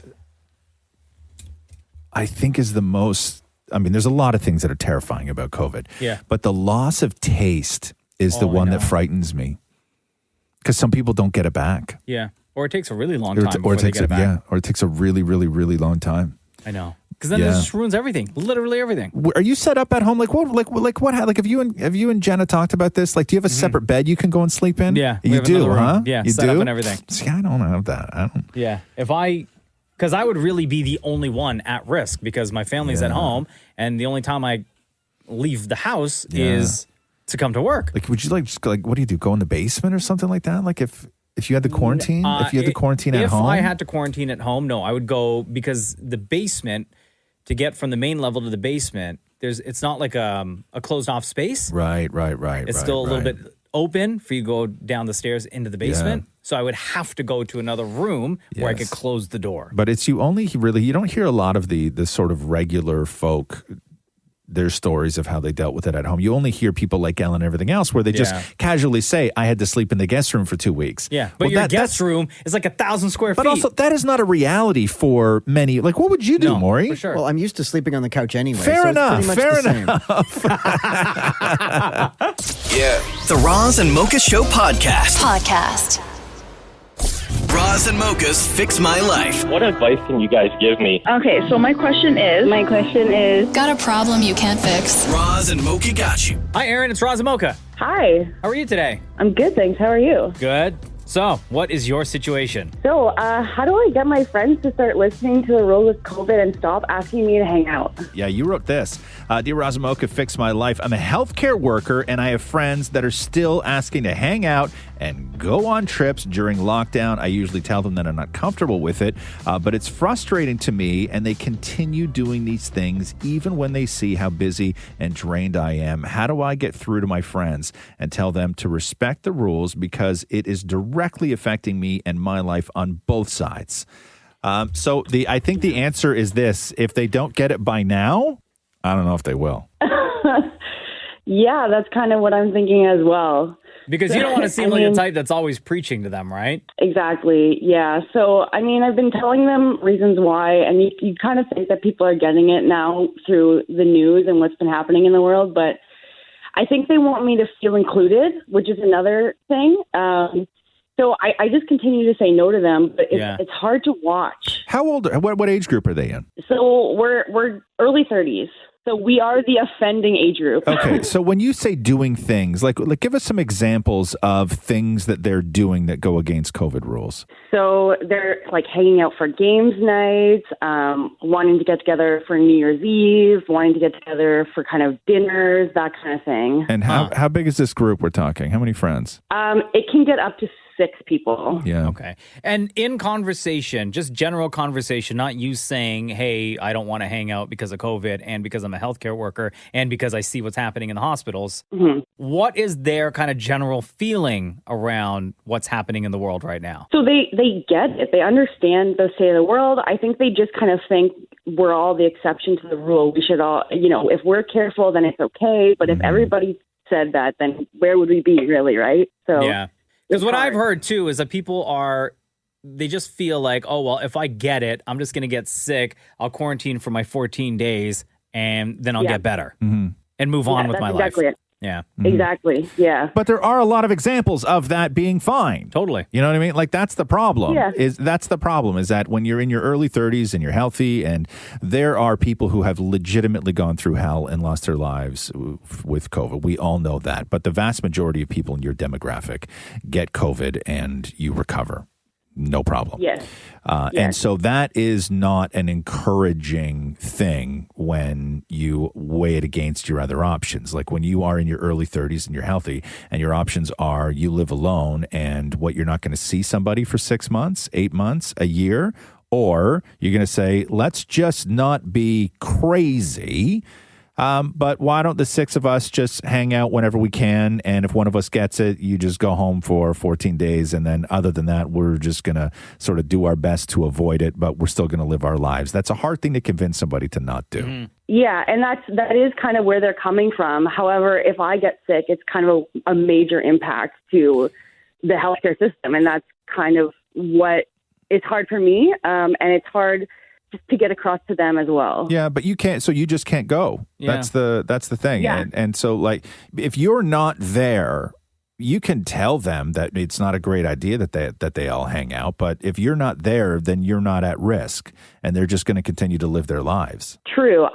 I also feel like they're my friends. I care about them. I don't want anything to happen to them as well. So it almost gives me like a little bit of anxiety to see them hang out and to worry about them, and I'm not there. So yeah, but Aaron, here's the thing. We're almost at a year now in this pandemic, and if after all this time, with all the information that we have access to now, and everything that we've learned, if they're still not wanting to follow protocol the way you would hope, then they're not going to do it at all. Yes, you're right. And that's where I'm at this point. And the only thing you can do is every single time they invite you out, you can just opt to not show up. And if they ask you why, I'm sure by now, asking you so many times and you declining so many times, they already know why. Then that's on them. Like let them do their thing. You do your thing. You keep working, and you keep trying to keep yourself safe. Yeah, you're right. That's pretty much all I have to do. Nobody's hanging out at a dinner party. Like none of your friends are hanging out at a dinner party going, well, I didn't know. We're not supposed to do this. What? Yeah. Like everybody knows. Everybody has all this. Everybody has all the information. They all know. There's nothing you can tell them that they don't already know. Yeah, you're right. It's a hard time. It's a weird time, and we're gonna have to get through it. And everybody has to make their own choices, and I respect their choices, and eventually it'll be over. Aaron, I think you already knew the answer. You just needed somebody to vent to. Pretty much. Yeah, which is totally fine. Totally good with that. I appreciate you guys for listening. Of course. We're always here to listen to you, and I'm glad we had this conversation. Thank you so much. Hey, between Roz and Mocha, who's your favorite? Oh, geez. I knew this was coming. Well, first of all, I just want to say I listened to you guys throughout the whole pandemic, and you've been a little bit of light in my day every day, so thank you so much for that. I'm going to go with Mocha just because you're so positive and cheery every day, and it really just makes my day. But I love Roz too, and I love Maury as well. And Shem. She already said me. So Mocha. Well, no, I'm but sorry. some people but some people go like they just say at the end when they change their mind. I know it's like at the end of the Bachelor, Bachelorette, Yes. when there's two left. Thank right? you. And either the guy or the girl, they're like bigging up the other person, Yes. and you think that they're going to propose or get asked to propose to, And then no ring. and then it's like, oh, sorry, but we have to say goodbye at this point. Can I walk you to the car? Yeah, I know. Don't. Okay, thanks. Sorry, I didn't mean to rub it in. Yeah, Sorry, wow, Roz. wow, that really you didn't have to say all of that. Thank you, Aaron. Much love to you. And also as a healthcare worker, thank you for everything that you've been doing throughout this entire ordeal that we're all going through. Oh, no problem. I'm going to continue to go in every day, and you guys stay safe. Hope your family stay safe as well. Thank you so much. Much love, Aaron. Take care. Okay, take care. Bye. Roz and Mocha's Fix My Life. On Kiss. I had a story on dog names that I wanted to do with you right here. Oh, okay. Oh, Always because love these stories. because I guess one of the dog names is also a really popular human name this year. Oh, really? Yeah, Luna. Yeah? Yeah. I didn't know that. Yeah. All right. Yeah, the most popular name for female dogs last year was Luna. And according to a new study, Luna is also becoming a popular name for humans. It was the 18th most popular name for a baby girl last year. Did not know that. Yeah. Oh, wait. Who named their kid Luna? Wasn't it John Legend? and Yeah. Chrissy Teigen, right? Yeah. They named their kid Luna. Okay, so your love that dog's name is Tig, which is a very unique name. You got that from Sons of Anarchy. Sons of Anarchy. Now, this was before we named our dog, like, early on in the Sons of Anarchy show. So it was Right. before we learned how much of, like, a weirdo and pervert the character was. Oh, God, see, that's the unfortunate thing about going that way, right? Yeah. So I didn't watch that show. So I don't know. So you guys... It got real weird, man. You got real weird? Yeah. And you guys already had named your dog Tig. Yeah, it was too late. Oh, God, that's too bad. Jeez, man. I have 3 cats. Mm-hmm. My cats are Pickles, Fig, and Moo Moo. Moo Moo. How do you guys come up with the names, anyway? I can't remember. All of our cats used to be named after foods that I didn't particularly like. Right? Okay. So we had, but all of our cats were named after foods, right? Yeah. So in the house, we had Pickles, we had Beans, we had Weenie, and then Fig is also a food. And then the other cat that we had that died, her name was Coco, but not spelled the right way, but still sort of a food. And then when Moo Moo came around, we had a family meeting between Catherine, Roxy, and I, like where we each picked our number ones, and then we had a family meeting down in like on Rox's bed where we went through and we had to do 3 votes to 2 votes and 1 vote to whatever. Oh, wow. And then we all landed on Moo Moo, but that's when we thought Moo Moo was a girl. And then when we brought Moo Moo to the vet, they were like, no, your girl is a boy. And we were like, well, do we change his name No, now? And we were like, universal. no. Yeah, Moo Moo's a great name. So there. Maury, your dog is... Andy Monroe. Andy Monroe. Named after Andy Warhol and Marilyn Monroe. Thank you. So the most popular female dog names of last year were Luna, as we said, number 1, Daisy, Bella, Lucy, Penny, Stella, Lola, Piper, and Ruby, and Willow. Oh, okay. Now, I can see that. The most popular, Catherine's mom has 2 dogs, and I think both of their names are on this list. This is a dog I met in our neighborhood named Penny. Yeah. I mean, the dog didn't tell me her name, but it was like the owner. That's Catherine's mom's dog name, Penny. Yeah? And then the other one's Lola, both on this list. Oh, okay. The 10 most popular boy dog names. What do you think number 1 on the list is? Is it something generic like Rex? No. How about Charlie? Charlie is on the list, 100%. When you're around the dog park, when you hear people yelling at their dogs, what kind of names do you hear? Like Spike? Spike. No. Truffle? Truffle. What bougie dog park do you go to? What dog park are you hanging out in? There's a dog in my building named Truffle. Bougie dog park. That's a rich dog name. Right? What do you do? And here's my thing, okay? Is we had 2 cats that I named after food, right? Yeah. Beans and Weenie. Maury's dog park, the bougie dog park. What is it? Truffle and Caviar, right? 2 dog names. No, okay. So the popular boy dog names: Moose, Loki. Whoa, Loki, right? Max, Right. Bear, Ollie, Tucker, Charlie, Finn, Milo, and Cooper. Nice. Cooper. Not Caviar. The Roz and Mocha Show podcast. Hey, did you see this Anne Hathaway clip? No. It's really wild. She was on with Fallon talking about her name and... Well, like Hathaway? No, Anne. Oh. And how she doesn't want people to call her Anne. And nobody does call her Anne. That's her name. No, it's not. But how's she credited in movies? Well, we all say Anne, but Yeah. listen to Anne Hathaway explain it.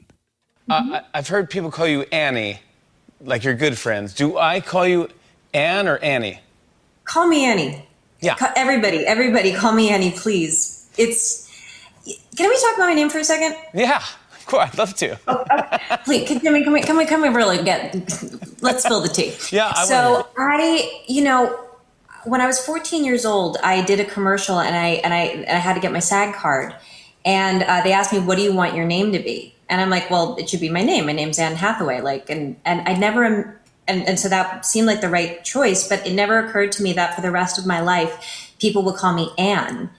The only person who ever calls me Anne is my mother, and she only does it when she's really mad at me, like really mad. Yeah, I know. And that. so every time I step out in public and someone calls my name, I think they're going to yell at me.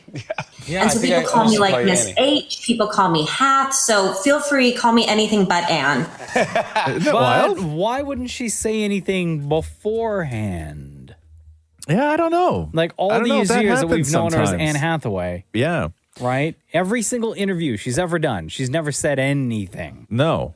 Right? Like so many opportunities she's had to explain to the rest of us, hey, by the way, it's Annie and not Anne. Right. Anne, I gotta ask you this. How did you come up with the witch's voice? Please say hello to Anne Hathaway. Hi, Anne. Ladies and gentlemen, here's Anne Hathaway. Oh, Anne. Please welcome back to the show, Anne Hathaway, everyone. And the Oscar goes to She's probably sitting there say Annie, say Annie. Miss Anne Hathaway. Yeah. Right? Like so many examples. But nobody wants to do that, though. Nobody wants to be the person that says, actually, it's Annie. Nobody wants to do that. And you're forever correcting. And But now say it now? Right? Like now you say? Yeah, sure. I Call me know. Annie? Yeah, I know. It's wild. But you when you interview people that have worked with Anne Hathaway, it's interesting because if you sit down and talk to, say, George Clooney, if he's referring to her, he will only ever say Annie. And I always assumed that it was like a cute thing that people Because who are they're super friends, tight and they're yeah. friends. And I never once assumed that it was because that's what she preferred. Like up until today, who plays Wonder Woman? Gal Gadot.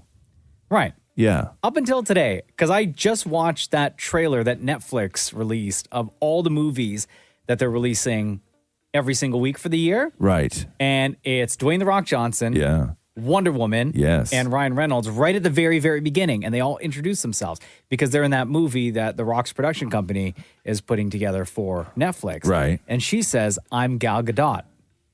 Really? Yeah. No. She does. No. Yes. Does she really? And I always thought it was Gal Gadot.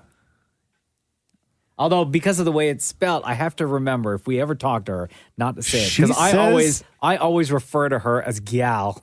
Gal? Yo, Gal. Even though there's no Y. Gal. Even though there's no Y in the name, it's G-A-L, like Gal. Yo, Gal. Can you find that where she Yes. says that? Yeah, absolutely. Gal Gadot. No, she doesn't say that. Oh. Is it very similar to, I guess, A.J. McClain and A.J. McLean? Exactly. Why didn't he correct people all those years? Yeah, I don't know. That's a great example because we were all blown away. That was like only a couple of months ago. We all found It's out. on Dancing with the Stars. Yeah. The announcer was saying McLean. Okay, hold on a second here. Hold on, I got to hear this. Okay. Gal Gadot. Yeah, listen. Hello, world. Gal Gadot is here. And See, hello, is your girl Gal Gadot is here? Hello, world. Gal Gadot is here. See? What does she say though? What Hello, world. Gal Gadot is here. Hey, world. No, hello world. Hello, world. Gal Gadot is here. Hello, world. It's Gal Gadot is here. Hello, world. Gal Gadot is here. Yeah. See? Hello, world. Gal Gadot? Gadot is here. Hello, world. Gal Gadot is here. Hello, world. Gal Gadot is here. Hold on, there has to be some other piece of tape where she pronounces her name other than that. Like Gal Gadot? No, she has to. There has to have been something else where she's doing listen. like a. You know what it's going to be? It's going to be on like a Vogue thing or like an Architectural Digest thing where she's doing like a house tour or something like that. And she wants to sound fancy? Where where she says her name properly because that's too quick and the words. Hello, world. Gal Gadot is here. I don't know, but Hello, they're- world. Gal Gadot is here? I don't know. That's Hello, wild to world. me. Gal Gadot is here. Yeah, maybe it is Gal Gadot. I don't know. See? Why would I know? But we've all just been saying it, Gal Gadot, and she doesn't correct anybody.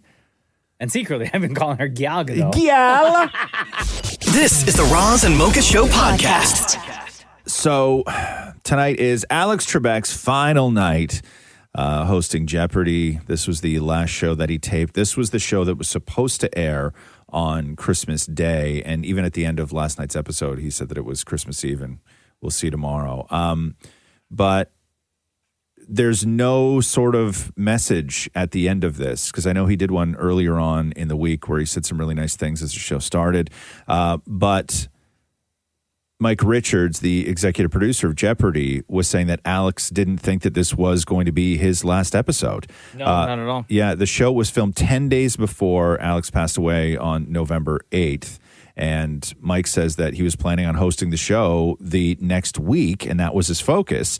And then when he wasn't feeling well, he told him that he wasn't going to be able to come in on Monday and Tuesday, and then he just deteriorated after that. So he wasn't anticipating this being his final show. So there is no sort of, goodbye. This has been great. And I don't know if he even had anything planned to do that if he knew that it was going to be his final episode. I know that tomorrow night after the episode airs, or right before, after it's wrapped up, they're going to be airing like a montage. Yeah. Like in memory of the great Alex Trebek. But one thing that didn't air was for last year's Canadian Screen Awards, Alex received was it like a Lifetime Achievement Award, something like that? And he had recorded an acceptance speech for them. But because of COVID and all the awards shows, nothing aired. And so Alex did this speech and it never saw the light of day. And so they've now finally released it. Oh.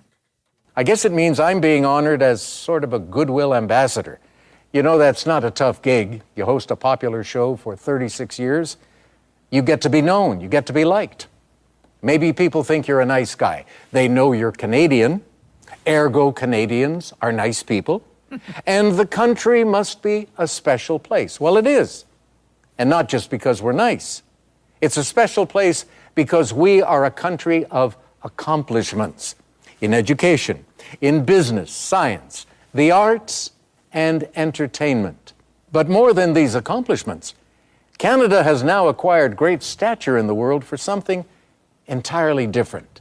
It's a welcoming society, and it has expanded that welcome to go beyond the level of tolerance to one that I believe is even better. I think the essence of Canada now is acceptance, and long may it continue. There you go. Oh, man. Right?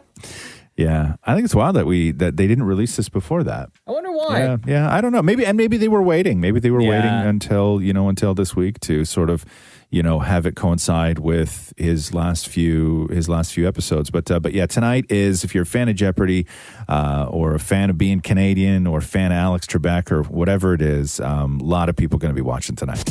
This is the Roz and Mocha Show podcast. So last night was Ken Jennings' first night as the first guest host of Jeopardy. You look nervous as hell, huh?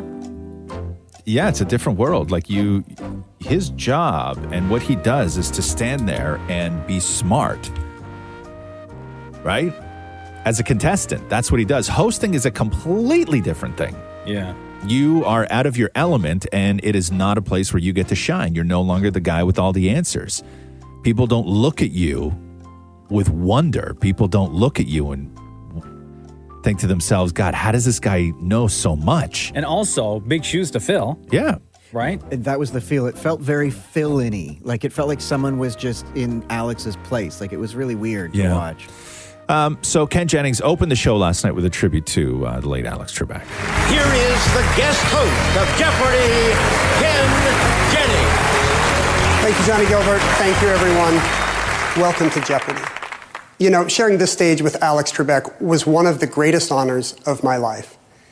Not many things in life are perfect, but Alex did this job pretty much perfectly for more than 36 years, and it was even better up close. We were dazzled by his intelligence, his charm, his grace, really. There's no other word for it. Like all Jeopardy fans, I miss Alex very much. And I thank him for everything he did for all of us. Let's be totally clear. No one will ever replace the great Alex Trebek. But we can honor him by playing the game he loved. Jim, Tanae, Julia, welcome to the show. So how'd he do? So, I didn't watch the episode. I mean, it's Ken Jennings asking questions. It's always going to be different to hear somebody ask Jeopardy questions in that way, because it's very specific the way that they ask those questions. Right. That's not Alex Trebek. So here's a bit of Ken doing what he does. Jim, you're our returning champion. Where do we start? Television for 200. This title zip code was first addressed in 1990, repackaged in 2008, and sent again in 2019. Easy. What is 90210? Jim. What is 90210? That's it. Television 400. Scott Conn booked him as Dano on the reboot of This Cop Show. Jim. What is Hawaii 5-0? Yes. So what do you think? I mean, he's fine. Yeah, it's fine. What are you going to do? Like, it's not that... And there's such an emotional attachment that everybody had to Alex Trebek. And when you hear somebody else do it, when you see Ken Jennings do it, your back gets up a little bit, right? Of course. As it would if they fired Alex Trebek and hired Ken Jennings. But that's just not the case. And I have to keep constantly reminding myself that Alex Trebek is dead, and this is the way that they wanted to honor him and to not hate on Ken Jennings as much. I think it's the same feel we had when Drew Carey took over for Bob Barker for the first little while. Yeah, but I didn't have, me personally, I didn't have that same attachment to Bob Barker as I did to Alex Trebek. Yeah, I mean, I certainly, it's not the same. Yeah. But you loved Bob, you watched it. So I think when somebody took over for him, what I mean is the same feel. Like it felt like someone was sort of just there for a little while. And then you kind of... And they made a great choice with Drew Carey when replacing Bob Barker. How long has Drew Carey been doing that show now? Years now. Years, right? You know, that was a great choice. I think it makes it easier to give Ken Jennings a pass, knowing that he's not the permanent host, knowing that they're going to have guest hosts. So... You watch Ken Jennings for a week or 2 weeks, whatever, and then somebody else comes in, then somebody else comes in, then somebody else comes in until they decide on that final person. He's just not likable. Yeah, that's he's like the a problem. robot, right? That's the problem with Ken Jennings. He's just not a likable guy. Yeah. And there's plenty of evidence out there to make you not like him. Especially in the past couple of weeks, right? He's just not likable. I think that's a huge problem they have right now. I don't think it was the right move to have Ken in there first out of the gate. Well, he is the guest host for Jeopardy, and he'll be there again tonight. Yep. Yeah. The Roz and Mocha Show podcast. Did you see why Armie Hammer was trending? What did he do now? Okay, so... Wasn't he in trouble recently for something? I don't know. So Armie Hammer and social media have a weird history. So back in 2007... it really looked like Armie Hammer didn't know that his likes were public, that he could just like something and it would be private just between him and the thing that he liked on Twitter. Yeah. And so he went through and he was just liking a whole bunch of like BDSM and bondage pictures. Really? Back in 2017. And sorry, is this on Twitter or Instagram? that was on Twitter. Oh, okay. And so now what's happening is there are Instagram DMs that Armie Hammer allegedly sent to a woman. And the DMs have not been verified. And some people are saying that they appear to be fake, though it is not clear right now what is real and what is not real. There's a screenshot from one person who originally posted the alleged DM saying that they were fake, but some people are saying that that screenshot of that person saying they were fake could also be fake. And Wait, a fake screenshot okay. of a fake Yeah. conversation? Yes. Okay. Okay. Inception.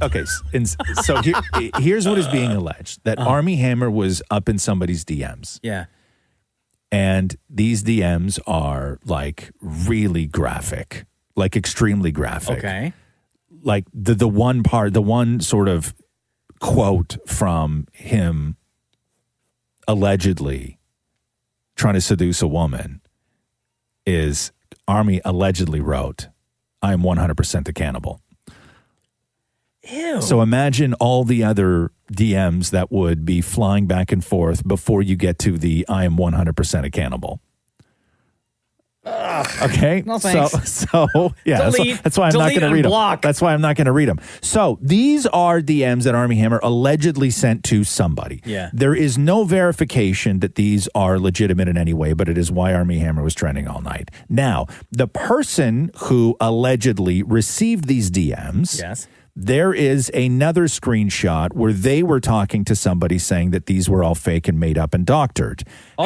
However, that screenshot of that conversation has not been verified. Oh, so that could be a fake? Yes, that's what I'm saying. Oh, my God. Okay. Okay. And because he just broke up with his wife too in like July, I think it was, right? Yeah. The Armie Hammer just broke up with his wife. So this is why Armie Hammer is trending and why it's very difficult. All you're seeing is just massive reaction to people who have seen what the DMs are and not a lot of actual quotes from what is within these DMs. But it's a culmination of sort of flirty domination, cannibalism, other things that then led him. And he hasn't posted anything about it, huh? No. He hasn't posted anything about it. No. What do you say after that? Like it's all fake. Yeah, but do you even want to acknowledge its existence? No. You don't want to do that.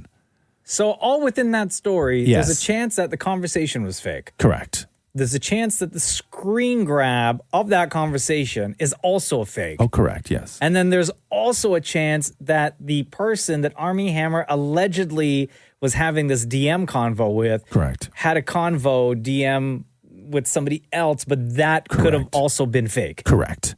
Yes. Glad we got to the bottom of that.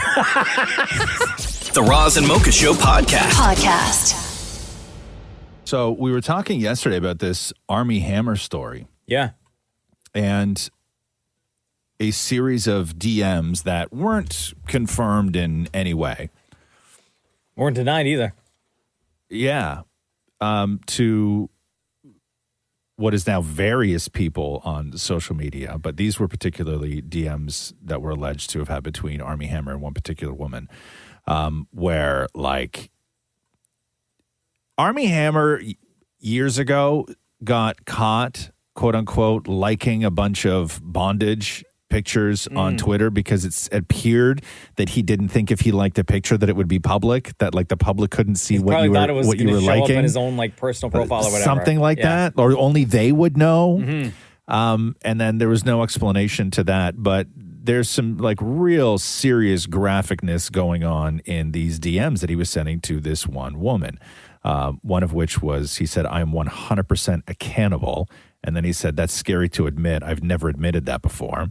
And there's just like a lot of like real wild out there sort of fantasy stuff, like really out there, like things you can't say out loud. And her replies, though, seemed like she was just egging him on just to keep going, right? But apparently they had this relationship from like 2017 to 2020. So who screen grabbed it? So apparently she did. And released it to the world? Yes. For what reason, though? Because it was happening. Other people had been doing it as well. Oh, so she's like, I also have these. But again, there was just no confirmation, right? There was nothing of anything. But then things started to get released. Like there's a video of, you can take video of your phone screen. Yes.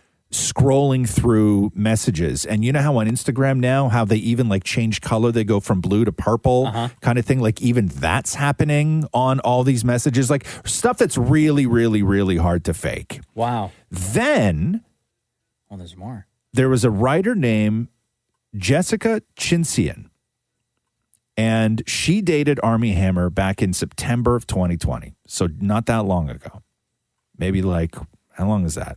Like couple of months. 4 months ago. 4 months ago. Her account on Twitter is verified. Okay. She's a writer. Okay. And she wrote this: if you are still questioning whether or not those Armie Hammer DMs are real, and they are, maybe you should start questioning why we live in a culture willing to give abusers the benefit of the doubt instead of the victims. Instead of the victims of sexual violence. And then she goes on to say, because some of you made it to adulthood without knowing what this is: abuse, cruel and violent treatment of a person or an animal. And that's what she wrote, who dated Armie Hammer, on her verified Twitter account. So then I assume they're not dating anymore. So I assume they're not dating anymore, but also this is looking like that the DMs are real. And now, he still the intent hasn't said behind anything. them, I don't know whether it's just fantasy role play and all this stuff, but now when you go back and you read the DMs from Armie Hammer, it is like, I have never seen somebody in a position that Armie Hammer's in at that level of sort of actor in a situation like this where when somebody comes looking for answers, these are the things you have to answer to. Mm-hmm. I've never seen anybody even say the words he said. I've never even saw a stranger say the words that he said. Because I read all the DMs. I read everything he said. Bro. It is pretty disturbing. And there's more. There's more.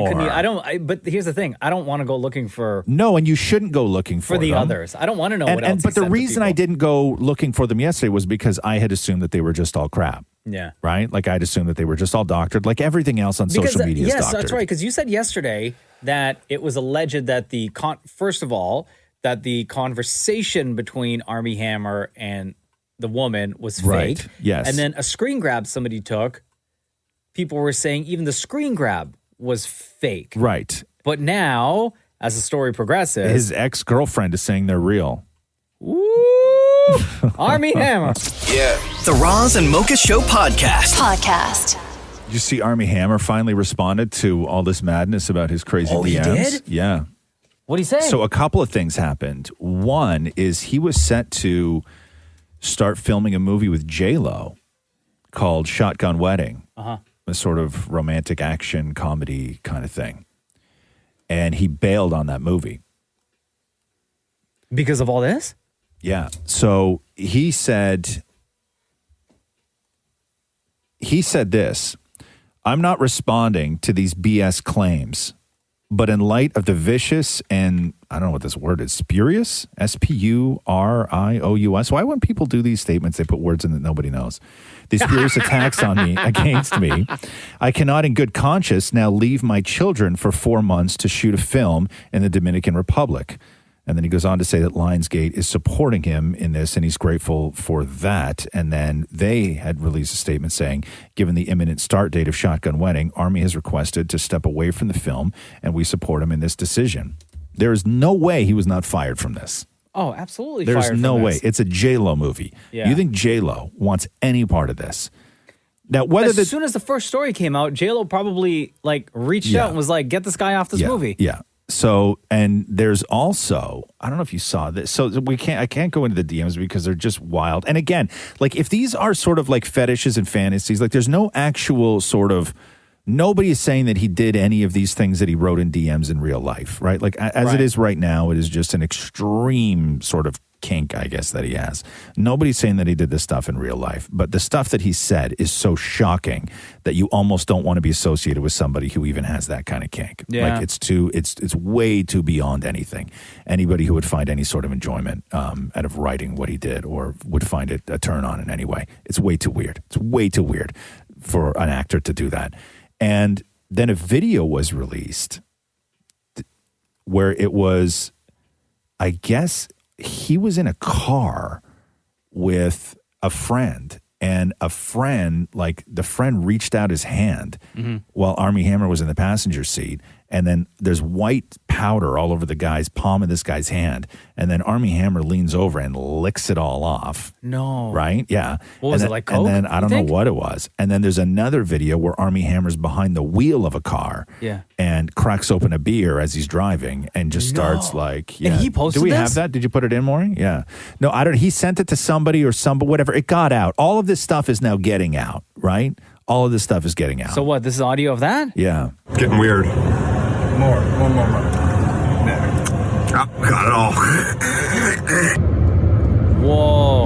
Right? Oh. Yeah. So yeah, dude, it's wild. It's wild. Wow. Yeah. So I don't know. He hasn't directly sort of said whether they are true or false, but he did call them BS. And anytime somebody who's in that position calls something BS, you know it's true. Oh man, Armie Hammer, Right. what you doing? Yeah. The Roz and Mocha Show podcast. Happy birthday, Zayn. He's Oh, his 28 birthday years today? old. Yeah, 28. His new album, Nobody's Listening, comes out on Friday. And he dropped the new single last week called Vibes. Sounds like this. Yeah, I need you here. I'm running wild. We touch it slow. Just say the word. I'm ready to go. Anticipation plays after 4. I need So yesterday, Zayn took to Instagram and Twitter and launched a phone number that you can call to hear snippets of the entire album. What, like on voicemail? Yeah. Oh. It's if you want to try calling today, it's just simply 1-323-991-ZANE. And again, the new album is called Nobody Is Listening, and it drops on Friday. And here's what happens when you call the Zayn phone number. Yo, Zayn here. Album's dropping January 15th. Press any number 1 through 9 to get a sneak peek. Press it now.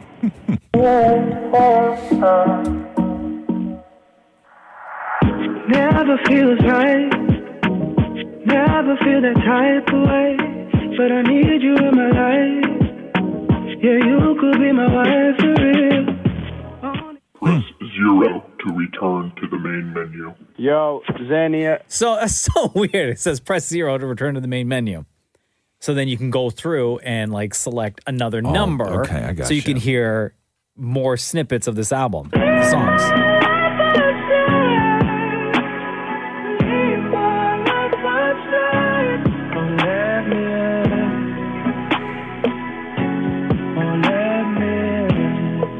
So they're just like quick, like little 10-second clips of all these new songs on the new Zayn album. Years that pass by, can't press no rewind, just watch my life by and lock the right ties.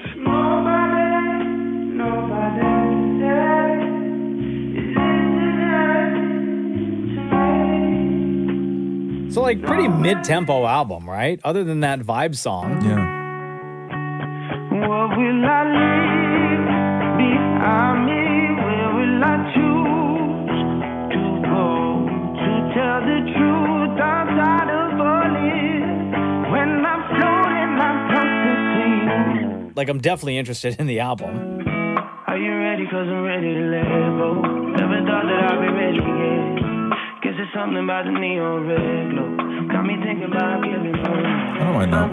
Yeah, pretty good, right? Yeah, but Zayn is always commercial pop has never been the priority. No, it's not like he tries and just doesn't succeed. He's always done his own thing ever since he started releasing solo stuff. Yeah, it's always outside of what one you would expect, and two what would be perceived as trying to get in the game. Yeah, it's You know? it's like the tracks that he's always wanted to make. Yeah. And the ones that his fans have come to love.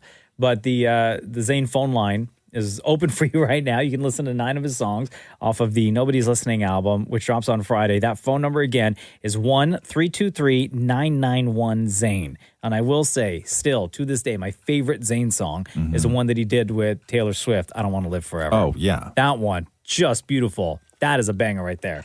The Roz and Mocha Show podcast.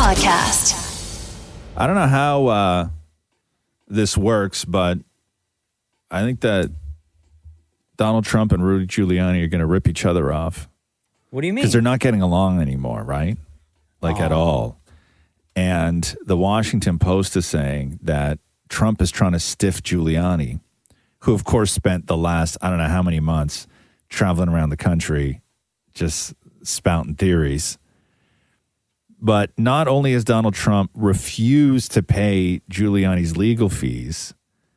Oh, he's at that point now? Oh, yes. Yo, that's your man's, though. Okay. He's refused to pay his legal fees, but also he wants like any reimbursements that come in. Like, you know, when you work for somebody and you got to fill out those things, like, okay, I spend $8 on a coffee and parking. Oh my God, the parking and these, like all that stuff now needs to be cleared. The president is clearing people's like expenses. Okay. Wow. That shouldn't be part of his job. But Giuliani, and I don't even know, like, I know lawyers are expensive. Like, I have lawyers and you pay them a lot of money to do some things, right? Giuliani was billing Donald Trump $20,000 a day.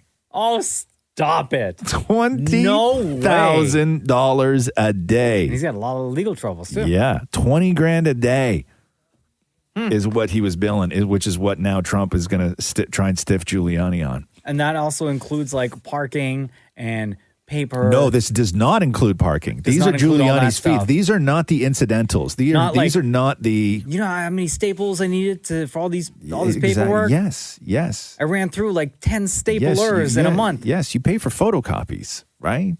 All of that stuff. And Giuliani clips and rubber traveling bands. around the mini bar bills. All of that, all What of about that his stuff. hair dye? His all hair of dye, that you stuff. think You know that's all the things in a hotel you're not supposed to eat because they're too expensive. Giuliani's walking out of there with all of that in his suitcase. Yeah. Right? The peanuts. All of it. Everything. Chocolate covered almonds. Everything. The tiny bag of chips. That one condom. All of it. He's like, just in case, you never know. I'm always curious about the condom in hotels. I always want to open it to see what color it is. But then I know if I open it, then I'm going to have to pay for it. Right? You don't need that showing up on your credit card. No, I don't at all. Right? But I'm always curious because it's in a box, right? Like it's not just the package. It's in a box. Have you ever called?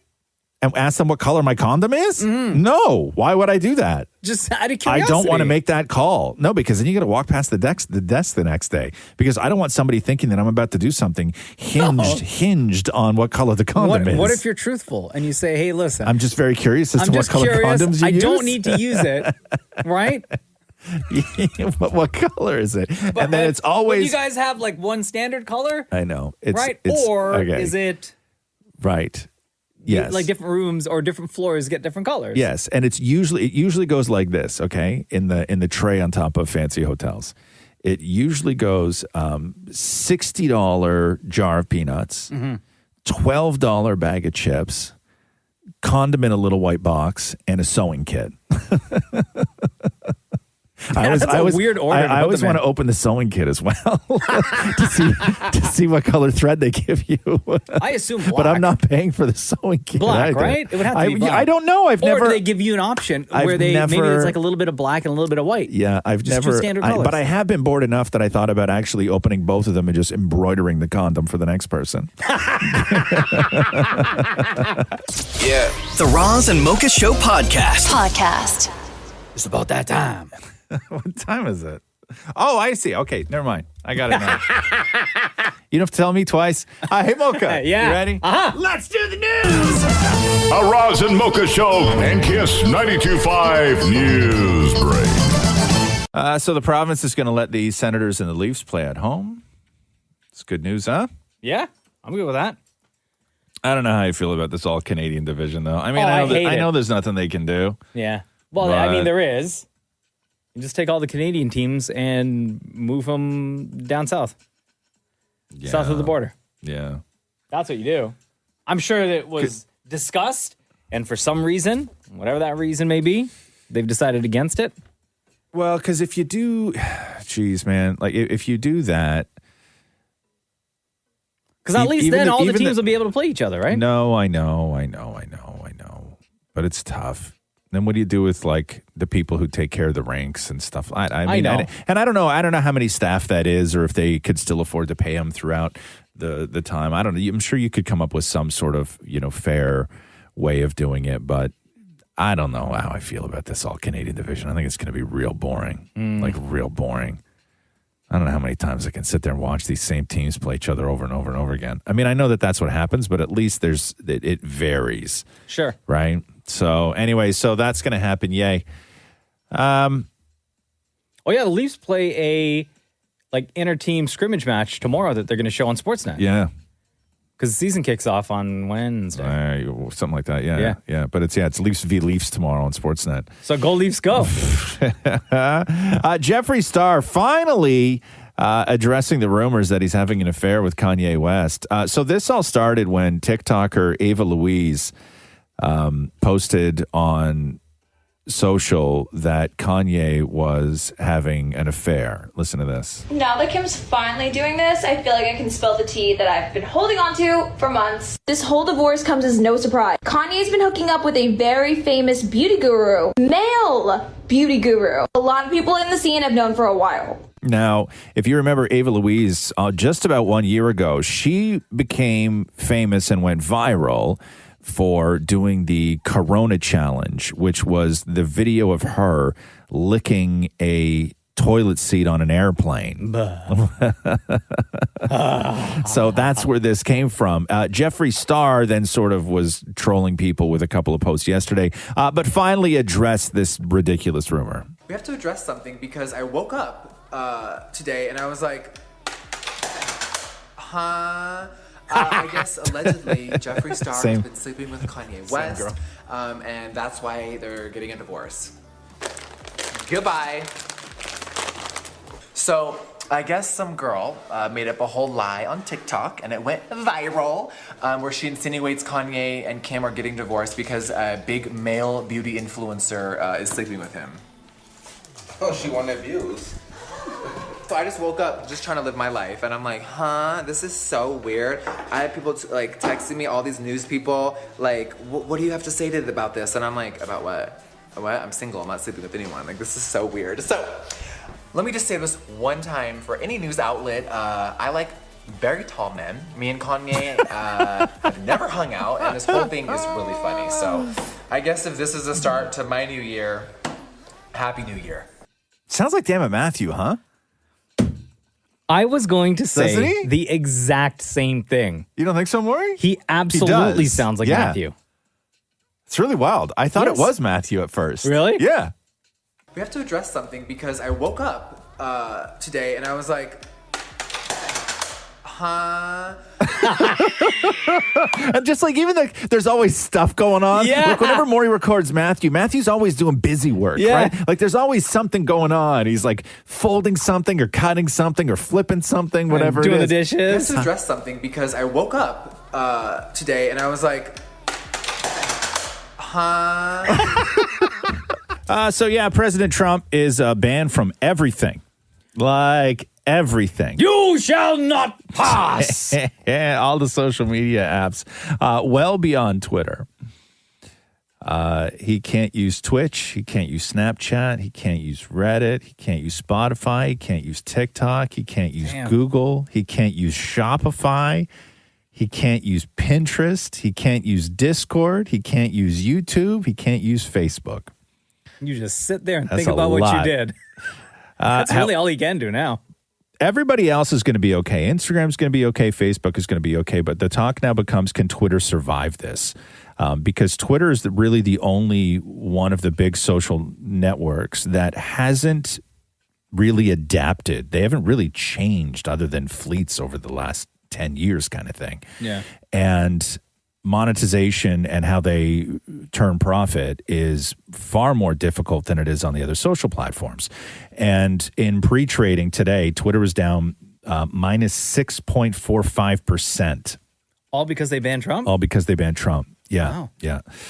So we'll see how they respond after that. You'd be like, welcome back. And then Parler was the sort. Everybody was like, "All you nut jobs, why don't you just get off Twitter and go invent your own thing?" And then they did, and they invented Parler, and then Parler just like became the worst place in the world almost immediately. Parler? It's like Twitter, but for insane people. And do we need Parler again? We don't need Parler. We don't need a Parler. Well, you can't get a Parler account now because Google banned Parler, so you couldn't get it on Google Play. No. And then Apple banned Parler, so you couldn't get it on there. And now Amazon pulled their hosting services from Parler. So the head of Parler was on one of the shows yesterday saying, we're going to try our best to get back online as quickly as possible, but we're having a lot of trouble because every vendor we talk to says they won't work with us because if Apple doesn't approve you and Google doesn't approve you, they won't approve you. Yeah, you got nowhere to go. He said every vendor from text messaging services to email providers to our own lawyers all ditched us. Oh, no. Yo, you're in a bad spot when your own lawyer leaves. Exactly. Nancy Pelosi says that the House will impeach Trump and pushes the vice president to get him out of there.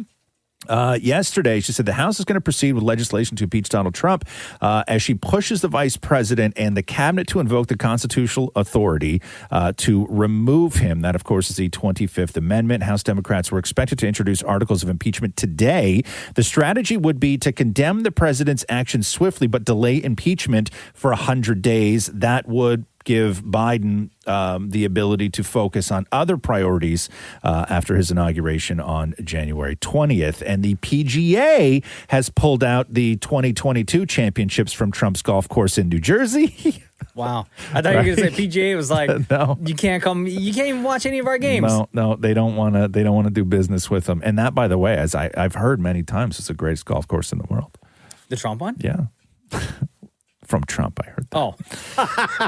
The Kardashians finished filming their final episode forever of Keeping Up with the Kardashians, and Kim K posted this. Okay, guys, we just finished filming forever. Like forever. Ever? We're done. Forever. We're never filming again. Is that so crazy?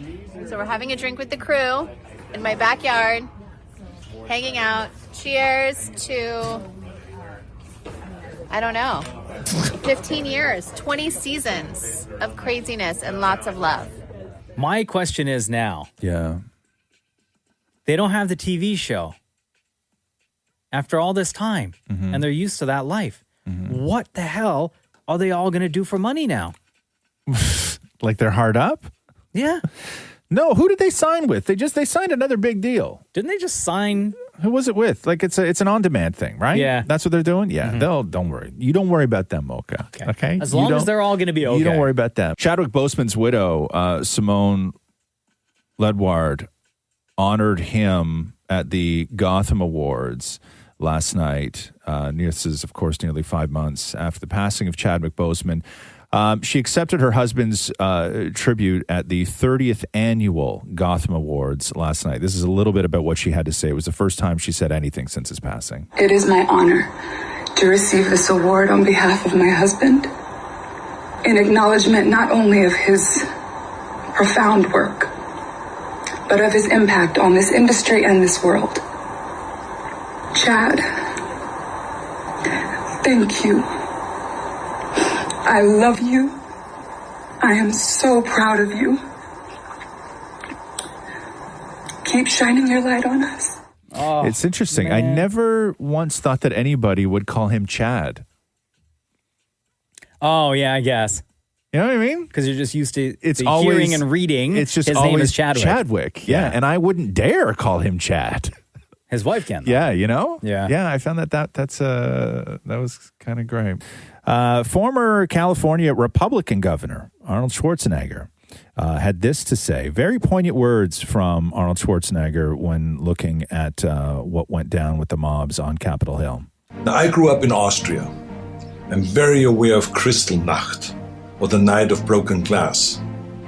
It was a night of rampage against the Jews carried out in 1938 by the Nazi equivalent of the Proud Boys. Wednesday was the day of broken glass right here in the United States. The broken glass was in the windows of the United States Capitol. But the mob did not just shatter the windows of the Capitol. They shattered the ideals we took for granted. They did not just break down the doors of the building that housed American democracy. They trampled the very principles on which our country was founded. No matter what your political affiliation is, I ask you to join me in saying to President-elect Biden, President-elect Biden, we stand with you today, tomorrow, and forever in defense of our democracy from those who would threaten it. Will Robert Downey Jr. show up as a Star Wars villain? What? That is the latest rumor.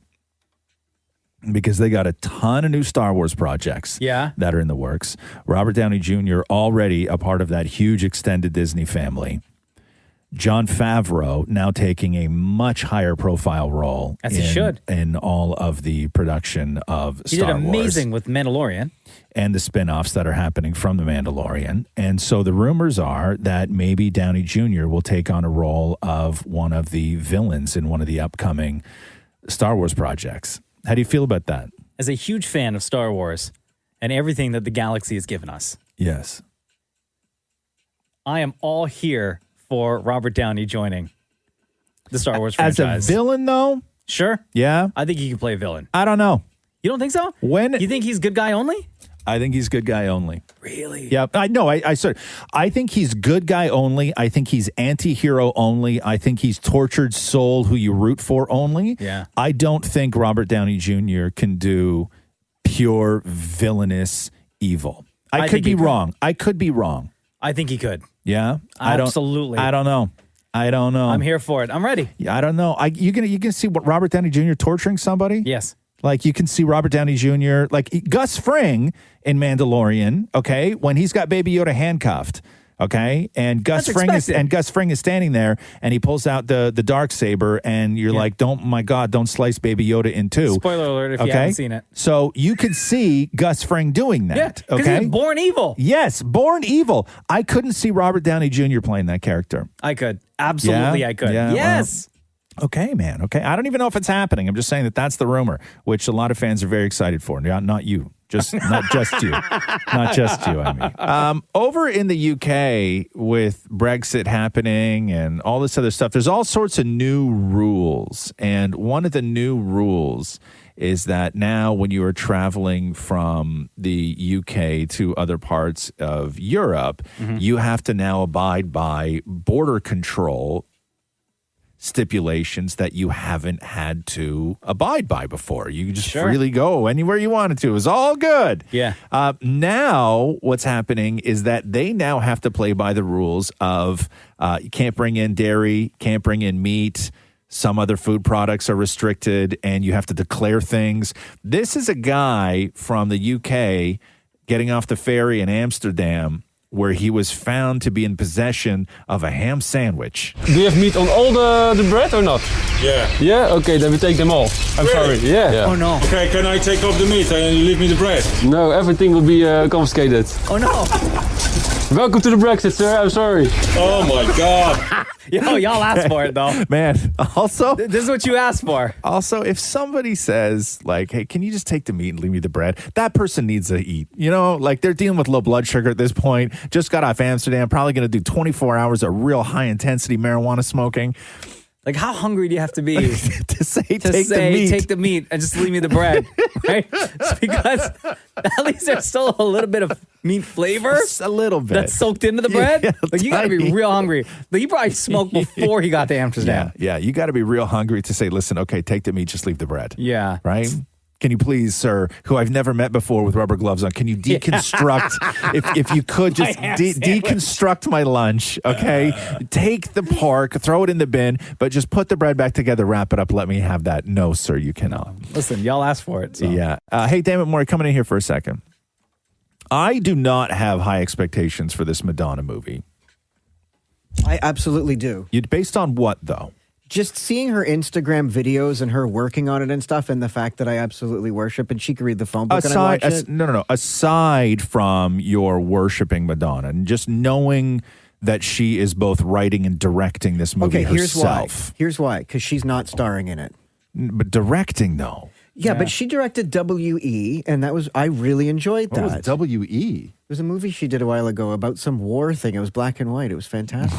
Okay, So again, this is why we Sounds don't. memorable. This is why you don't ask the stands for their opinion on things. Anyway, so I don't know how legit these rumors are, but apparently there's two front runners to play Madonna in the movie that Madonna is writing about Madonna and directing the movie about Madonna. Okay. One of them is Florence Pugh. Her name has been thrown around.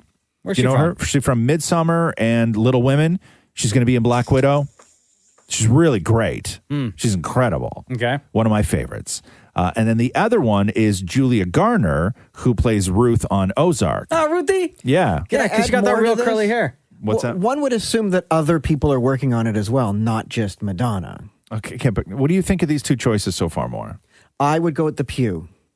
With Florence Pugh, why? Yes, because I saw Midsummer, and as much as I really didn't like that movie, she was really good in it. Do you know who Julia Garner even is? I do not. Okay. Ruthie? Okay. I like her a lot. So listen, I know.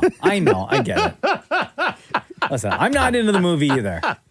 No, neither am I. But whatever. Neither am I. But we're all going to go and see it and love it. Yeah. Well, yeah, no, I'll see it. I mean, I what era do you hope that if they're going to focus on one era, what era do you hope gets the most attention? Oh, like early Madonna, like 80s, and how she got started and, worked at an ice cream parlor and used to steal the ice cream. Spoiler alert, now I don't need to see the movie.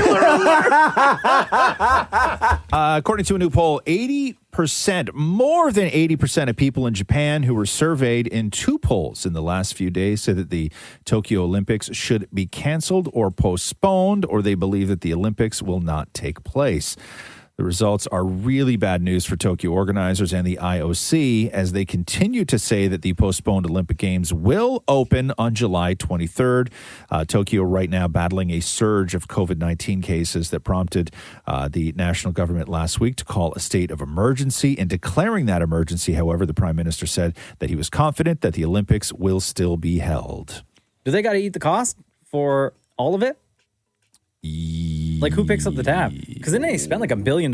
Yeah, I mean, the cities, the countries spend the money for the most part. Like, they spend an incredible amount of money on games. Damn. And then you just try and On recoup to the it. next. But cities don't recoup. Like, North American cities don't recoup money on Olympics anymore. It doesn't happen.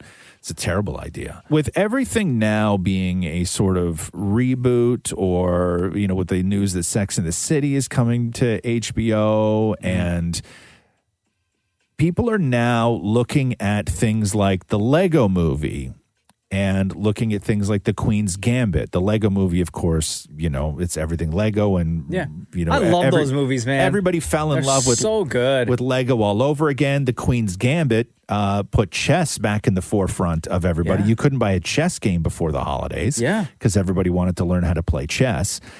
They're making two movies. There's two new projects also based around games or toys that are in development currently. Oh, can I guess? Yes. Is one of them the yo-yo? No, one of them is the Rubik's Cube.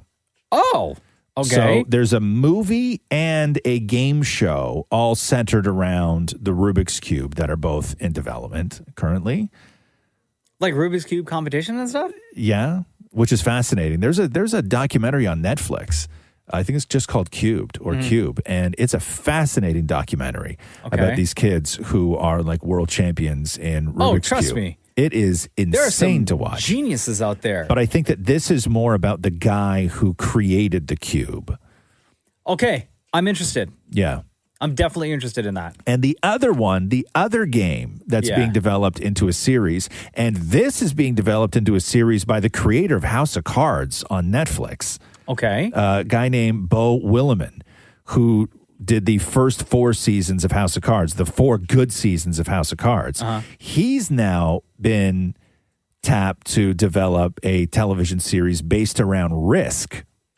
Yeah? Did you ever play Risk? Never. Okay, so Risk is like one of those older Hasbro games. It was released in like the 50s, and the whole thing is about achieving world domination through strategy, war, diplomacy. It's a board game, and you have all your armies, and multiple people play it. And That wasn't interesting to me. It wasn't interesting to you. No. People used to get very heated playing Risk, and games of Risk would last for weeks. Wow. Right? It was like cricket. Like, you couldn't finish a game in a day. Like, it would just go on and on and on.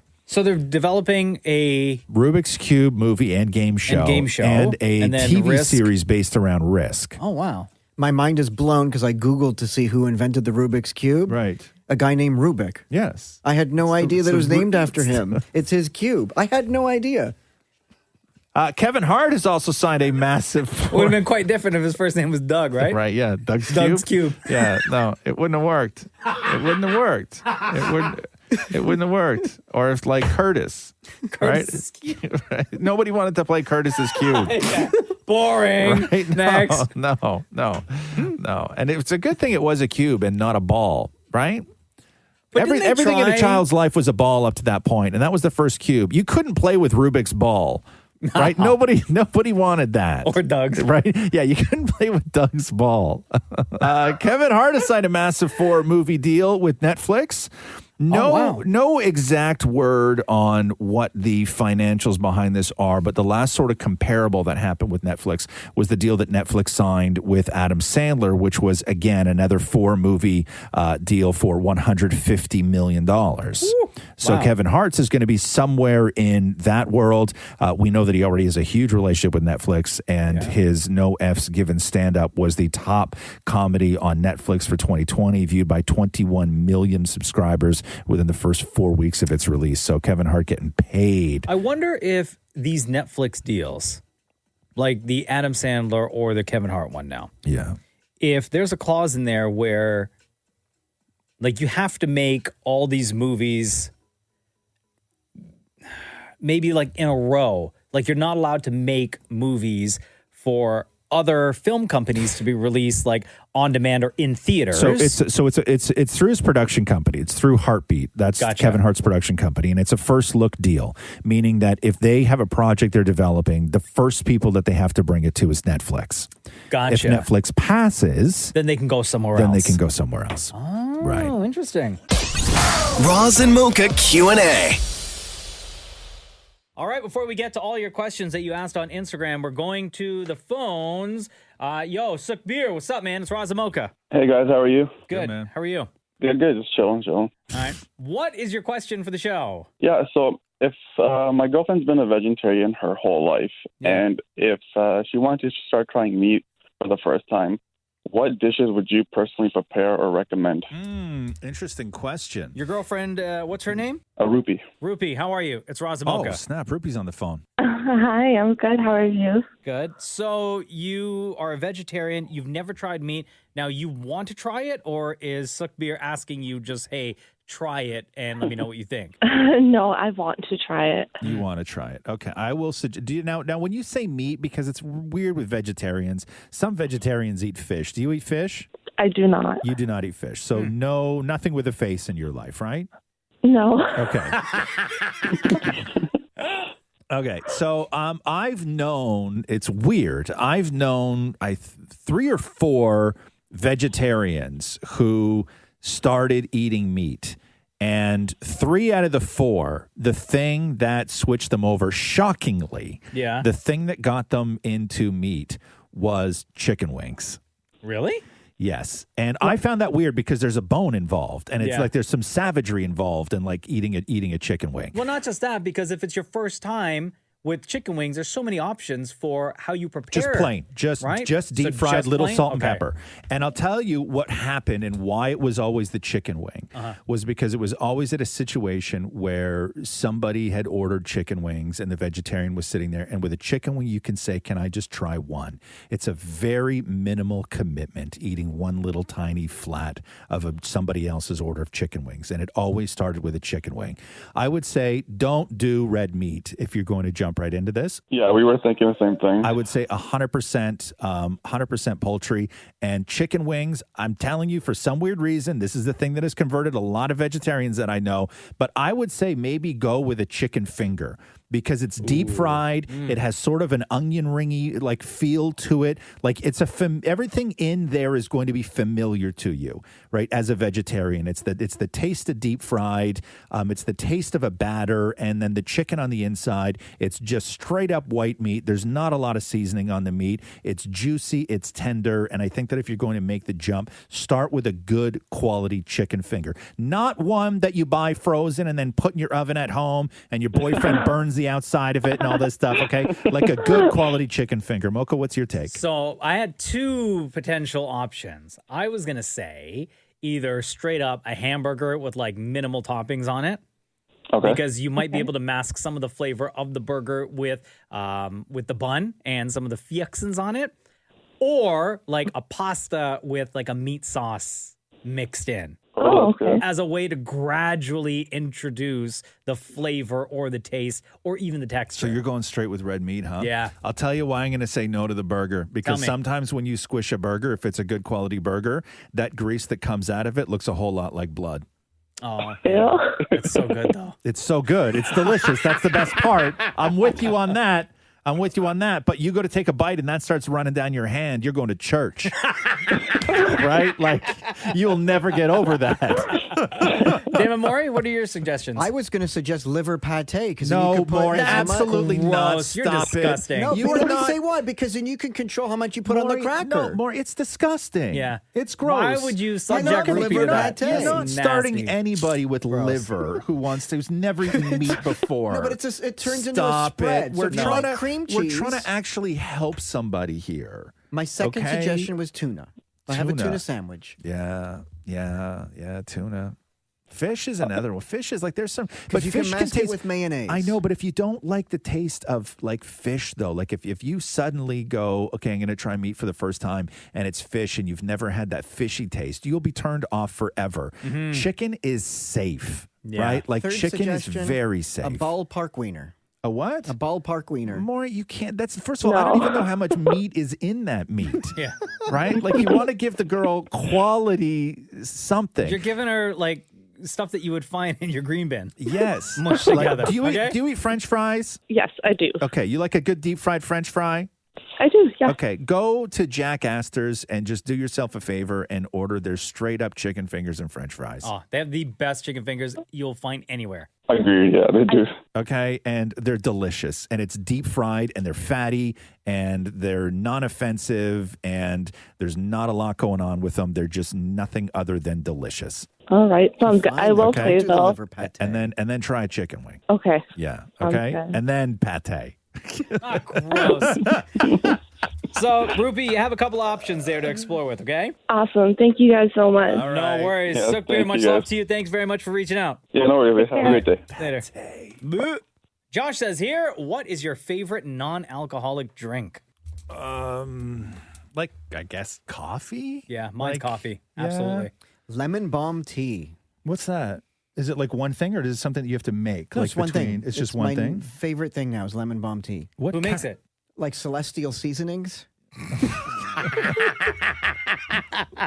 Okay. Catherine's drinking a ginger and turmeric tea now. I love turmeric lattes. Yeah, that's what she's drinking now. That's her thing. Yeah, ginger and turmeric. What does it smell like in the Loves house? it. Smells delicious. Does yeah, it? it smells really good. I don't like ginger. No, and Not at then we drink a lot of I drink a lot of club soda. Yeah.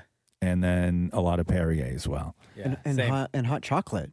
You drink hot chocolate? No, I Powdered used hot to. chocolate, and I crumple candy canes into it. Oh my goodness. I used to like hot chocolate. Yeah. Not as much anymore. No. I find it too sweet. Yeah, I A can't little bit do. too sweet. When's the appropriate time to have a hot chocolate? At nighttime when you're cuddling up with your loved ones. Oh, no, man. It's like that's what I so never, huh, Maury? Maury hasn't had a hot chocolate since the 90s. You know what I miss? Shirley Temples. Since Craig looks at personal ads.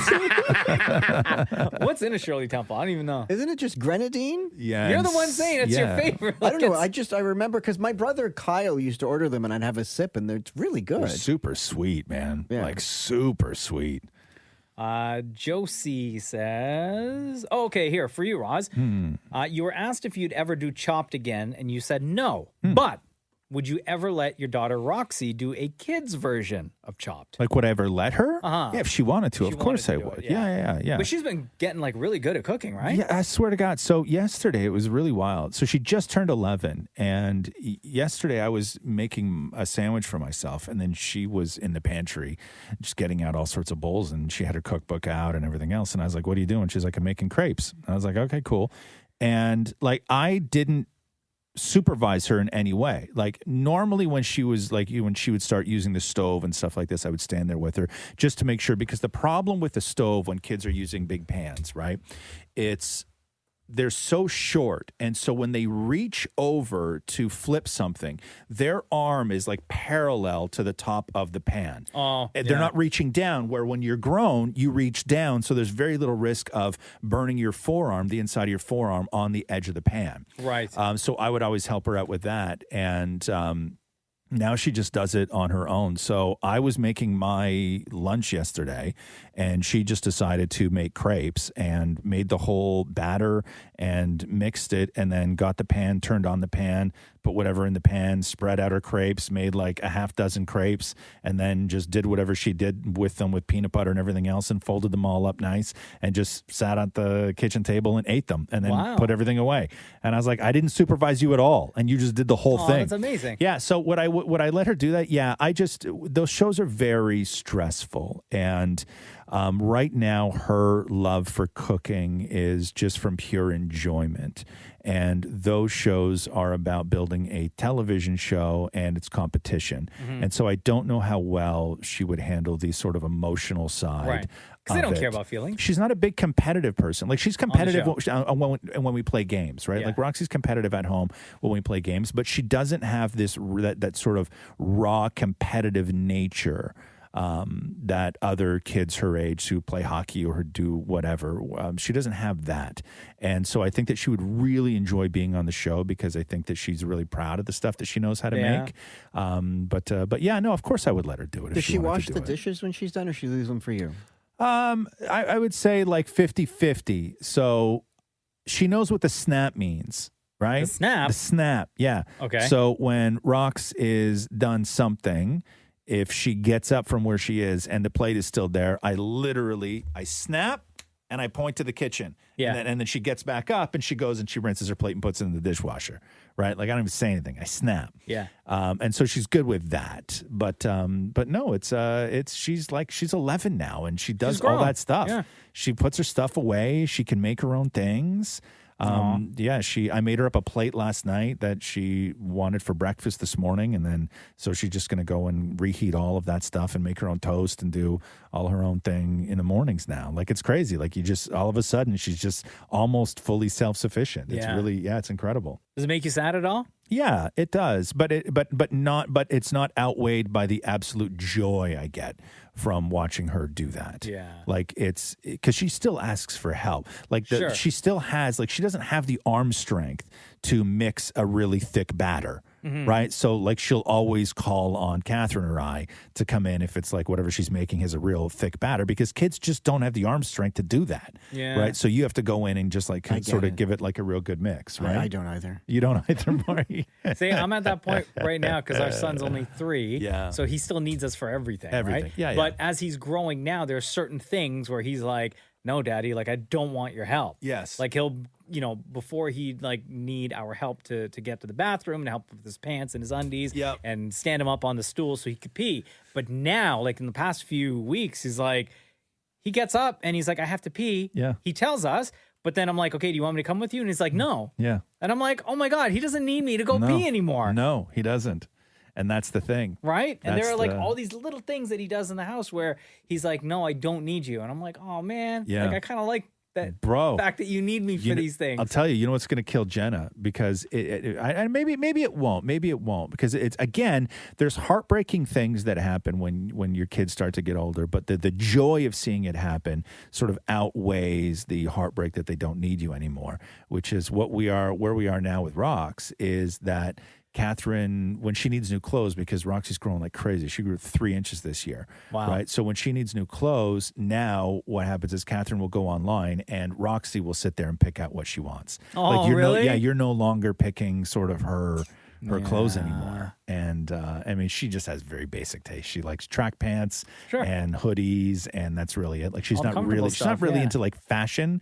You know, like she's not into how things look. It's all about absolute comfort, and that's where she is right now. My son jumped up on the bed for the first Your time. dog. Yesterday, Yeah. we were so super impressed. Say your dog. Don't say your son. That's super weird. My man. son dog. No, jumped up it's on not. It's not. It's a dog. Why? What's wrong with just saying I have a dog? Well, Matthew calls him his son. But what? But what's wrong with just acknowledging that it's a dog? I was just trying to participate. Okay, so your son. Okay, so your dog jumped on the bed last night. See, when you say it's your dog jump on the bed, it doesn't sound as good as when you say your son does it. So the dog jumped up on the bed. Okay, but what's the rest of the story now? Because I bet you it's going to get weird. Okay, so your son jumped on the bed last night, and then what happened? Went to sleep. But we were so impressed that he was able to jump on the bed himself. God. Vivian Vong says this. My son. If you were to consider yourself a materialistic object, would you want to be a classic, limited edition, or a rare find, and why? Also, I've been a long-time listener, love the live show and the podcast. So thank you very much for listening, Vivian. Great question. Maury, you go first on this one because this sort of, I think, is in your wheelhouse. I'll tell you why not a classic. To me, Okay. when you say classic, that means old, rusty, doesn't necessarily mean, something special, right? Okay. Sure, yeah. Rare find is something that there's not many of. I was going to say limited edition because it's something it's sought after. People want it. It's worth more. People want it? People want you? Well, I'm just answering the question. I'm going to say limited edition It's because sought after. when you find it, it's valuable and there aren't many around. Okay, so here's the thing, though, is right now what you're doing is you're taking the attributes of those three things and you're saying, which one would I like to be if I had the choice? So instead, understand what those three things represent and which one best matches you currently. Oh, well, I was just trying to answer what she said. Right. But if you're trying to just match me, then I'm going to say a classic, old and rusty. See? Roz? Same. Old and rusty. I'm a classic. Oh, I was going to say, for me, rare find. Rare find. Yeah. Yeah. But now if you wanted to answer the question, what best is attributed to you? Rare find. Rare find. Yeah, I'm rare find too, actually. Maury's old and round. I mean, old and, what does he say? Rusty. Rusty. Old and rusty. Sorry. I knew it was an R word. Chrissy says here, I want to watch The Crown, but I really don't follow the royals and I don't know too much about them. Well, I need to know how things started with the royals, or do they do a good job setting it up? Like, are you going to start watching The Crown from the beginning? I assume so. I think her question here is, I'm going to start watching The Crown from the beginning, but I don't know about much about the royal family. Will I still be able to follow the story? Yes, they literally start from day one with Elizabeth. Like they explain. It's actually, now that you know that they do get into the Diana years. Yeah. I don't know if I could go back and watch The Crown from the very beginning now had I not seen really? it. No, because I would just want them to blaze right through and get to the Diana years because there's just so much of the Elizabeth Philip time that sort of gets, like, I don't know, you start to lose interest in it if you're not into the sort of beauty of the show because it's a quite beautiful enjoyed show. the whole thing. Yeah, no, I did too. loved it. I did too. But I was waiting for to get to sort of times that are our lives. Yeah, a little bit more familiar, right? A little bit more, exactly, a little bit more familiar. I think what was upsetting is when you're reading, because I thought everything was accurate, and what's upsetting is when Right. you're reading the stories that they kind of changed some of the words or added some, not true stuff to it. I don't that was think upsetting to me. I don't think it's a complete work of fiction like some of the critics have labeled it as.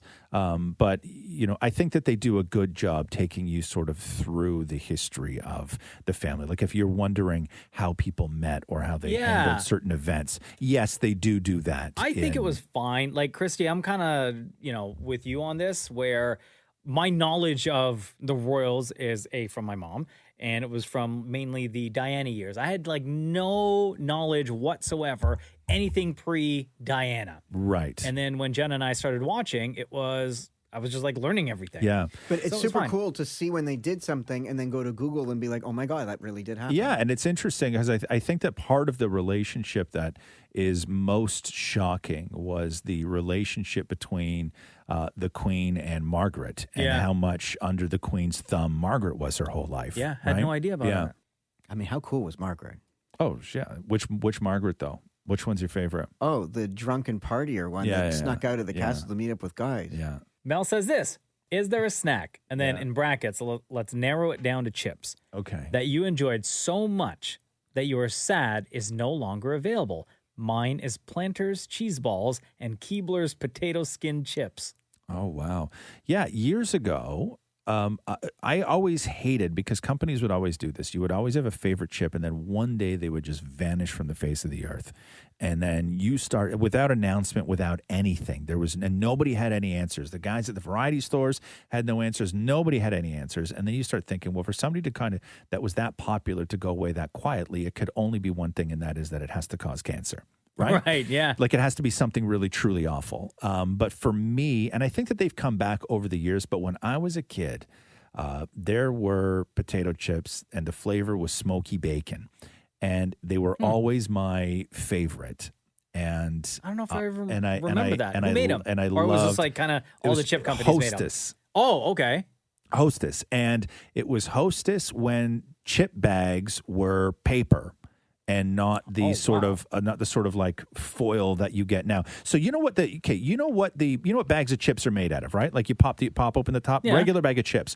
That material that bag is made out of was only for big bags of chips. Smaller bags of chips were almost a paper where you would tear the top off it. Really? Yeah. I don't remember that and at all. It was a thicker sort of. It felt almost like the foil wrapper that you buy hot dogs in.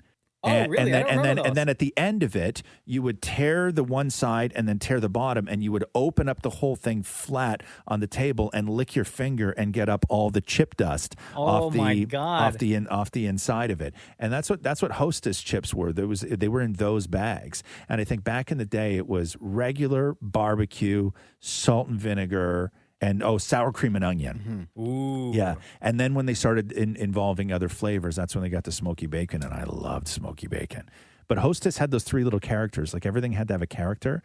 They had And those used to get the inside. There was like a treat, like there was the playing cards or stickers. Yeah. There was was treats. It was like a Cracker Jacks kind of thing. There was like always a treat inside the bag. Yeah. There was a treat Similar inside to what the bag. Maury said, it was like a little package with some cards or something. Cards or stickers. Yeah. Or they used to have wrestling cards in them, right? I was just gonna say, hold on, Chef. Yeah. Those little tiny wrestling cards. Then they came in one card, and it was in plastic, and it was in the bag, and you would have to tear open the plastic, and it was a little tiny wrestling playing card, and that was in Hostess brand chips. So in the wrestling group chat that I'm a part of with Shem and two other people. Yeah. Who was it? Was it Rojo or was it Alex? Rojo. So one guy took a picture and had like a stack. He found them of these, and they were still wrapped, right? These Hostess, and I guess he must have had doubles or something and sent them to the radio station for me. So at home now, I have like a stack of all these still in the wrapping, still in the package. You have these them. wrestling cards that have the Hostess logo across. Yeah, it was in. Hold on here. It was in 1987. That 1987 WWF Hostess, 1987. Yeah, I have a stack. Yeah, and it had then you would buy a poster, and then you would place all the cards on this big giant poster, and then when you had all of them, you had the whole collection. Dan Maury? Not chips, but there are things that I just don't eat anymore that I miss, like wagon wheels. You don't eat wagon wheels anymore? Again? No, because wagon wheel is like marshmallow in chocolate with like a cookie middle, right? Yeah, but covered in chocolate. That's what I mean. Yeah. Oh, do you remember? Or you could buy Half Moon, which was the half wagon wheel. But Half Moon was white cake, though, was it not? I thought Half Moon was. Oh, you're was right. white But there was cake. something else where Joe Louis. Joe Louis was. Joe Louis was chocolate with white icing. Yeah. And then chocolate on the outside. But you were able to buy Half Moon, or not Half Moon, but half the wagon wheel.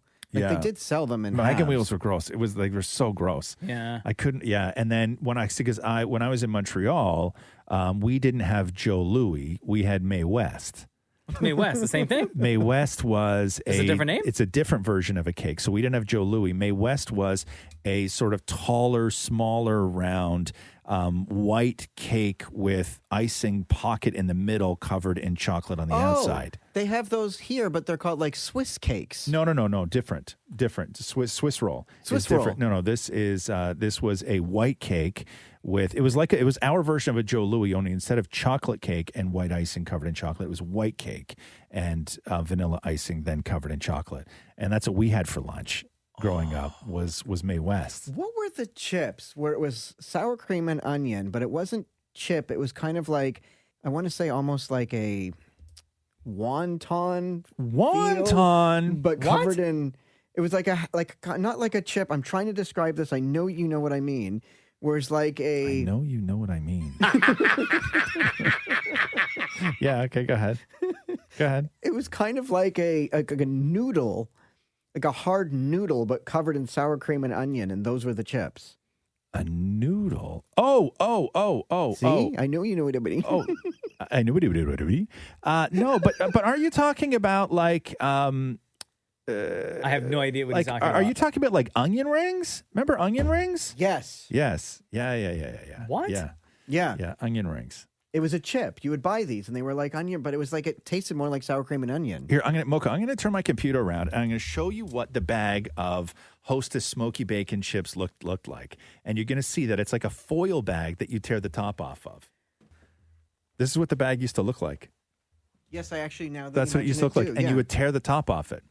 The logo looks familiar, Yeah. and those little characters look familiar. when you said The bag paper- doesn't. No, The No, bag not at does, all. but when you said paper, it threw me. Yeah, but it was foil paper. Like you would tear That the doesn't top look familiar. off. And then- Everything and else then about you that would- bag of chips looks familiar. Really, huh? Yeah. Okay, so they had salt and vinegar, sour cream and onion, ketchup, hot barbecue, and smoky bacon. That was always my number one go-to was smoky bacon. Does sour cream and dill still exist?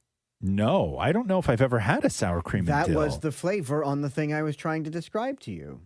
Sour cream and dill, huh? Yeah, I remember. Really? That's why I asked. Like, do you guys remember that being a chip? 'Cause I'm Yes. pretty sure I used to have that. I do. Back in the day, but I don't know if I'm making that up. Because that's going to be my answer. Like, what chip flavor do I miss? And it would be sour cream and dill. I don't know if I've ever had sour But didn't they just call it dill? No, because it didn't have sour cream in it. You can get sour cream and onion chips. You can get dill chips, like separately. But I remember, I think I do at least, a sour cream and dill chip. I do remember. Okay, let me research this now because I am normally. Oh my God, yeah. Who made Hold it? on here. Everybody made it, Lay's right? sour cream and dill. Yeah. Do they still make it? No, I don't think so. See? Sour cream and dill. Look Yeah. at that. No, So there you go. That's the flavor I miss. that is, huh? No, I don't know, man. Who knows? Next question. Jen has a question directed at Damn It Maury. Okay. Did you ever figure out your 8-word password for Bitcoin? No. And Bitcoin was in the news recently, and people were DMing me going, ha, ha, ha, ha. Do you know how much you would have if you still had your password for Bitcoin? Somebody told me I would have had something like $7,000. Yeah, I think it's something like that. Wow. Yeah. And you Yeah, I forgot think your it's close. password like almost immediately, right? Yeah, so I'm kind of looking at it as not a loss, but How much did you invest? A wash. I invested $40. Oh, okay. And you could have $7,000 right now. I know, but it's what are you going to do? Do you know that from that one conversation that you had? Remember we had you recorded where you told Matthew about Bitcoin? Mm-hmm. And he was. Do you remember that? Yeah. And you were. Do you still have it over there? Because Maury bought Bitcoin and then he went home and recorded Matthew's reaction to when Maury purchased Bitcoin, and Matthew lost his head like he always does. So when Maury told Matthew that he bought Bitcoin, Matthew was like, what do we even do with Bitcoin? And Maury was like, well, you can shop online with it. You can go to a cafe. And Matthew said, a cafe? and the way that Matthew said cafe, I will tell you, all those years ago, what year was this that this happened? I think like 2014, maybe? Okay. So all those years later, in my house, just so you know, anytime somebody on a show, in a video game, reads it out loud, anytime somebody says the word cafe, everybody in my house goes, a cafe? So every single time, because Roxy and Catherine are playing Animal Crossing Yeah. like crazy. and somebody used the word yesterday, cafe. And as soon as Roxy was reading it out loud, she said the word cafe. And Catherine, who was in the office, and I was in the kitchen, both went, a cafe? So the way Matthew says it, a cafe, is the way I say it a lot in my life as well. Yes. Yeah. So this is... so this is my Bitcoin wallet. I signed up for Bitcoins, and I went to the Bitcoin ATM, and I put in What the is Bitcoin? Bitcoins is online currency.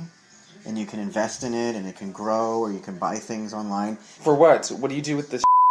Well, you see if it grows. Like, some people put more in, but I'm trying it with the $60. So we have 0.064 of a Bitcoin. What is that, like 0.064 cents? No, it's the percentage of one coin. Okay, I can't shop in percentages. I shop with money, dollars. Right. This is my wallet. Maybe it'll can we go shopping online with this? Yeah, like cafes or something. Cafes? Yeah, cafes. I'm not going to buy a coffee online. Cafes? Yeah, so that is how much that one clip influenced my life. Patrick has a question here. Photography question for Roz. How did Catherine build her name in the photography world and book high-end clients? I will tell you right now, I know exactly what her answer to that question would be. And that is one shoot at a time. There you go. That's it. Ask Roz and Mocha can be found online through Instagram at Kiss925. That is where you ask your questions. Of course, we'll invite one of you to join us on the podcast to ask your question live. But go ahead and fill up that comment section with as many questions as you can, as you want, and we will try our best to get through as many as we can on a future episode of the podcast. This has been the Roz. Thanks for listening to the Roz and Mocha Show podcast. Catch the guys live Weekday mornings from 6 to 10 on Kiss 92.5. Kiss925.com. Or download the Kiss 92.5 app.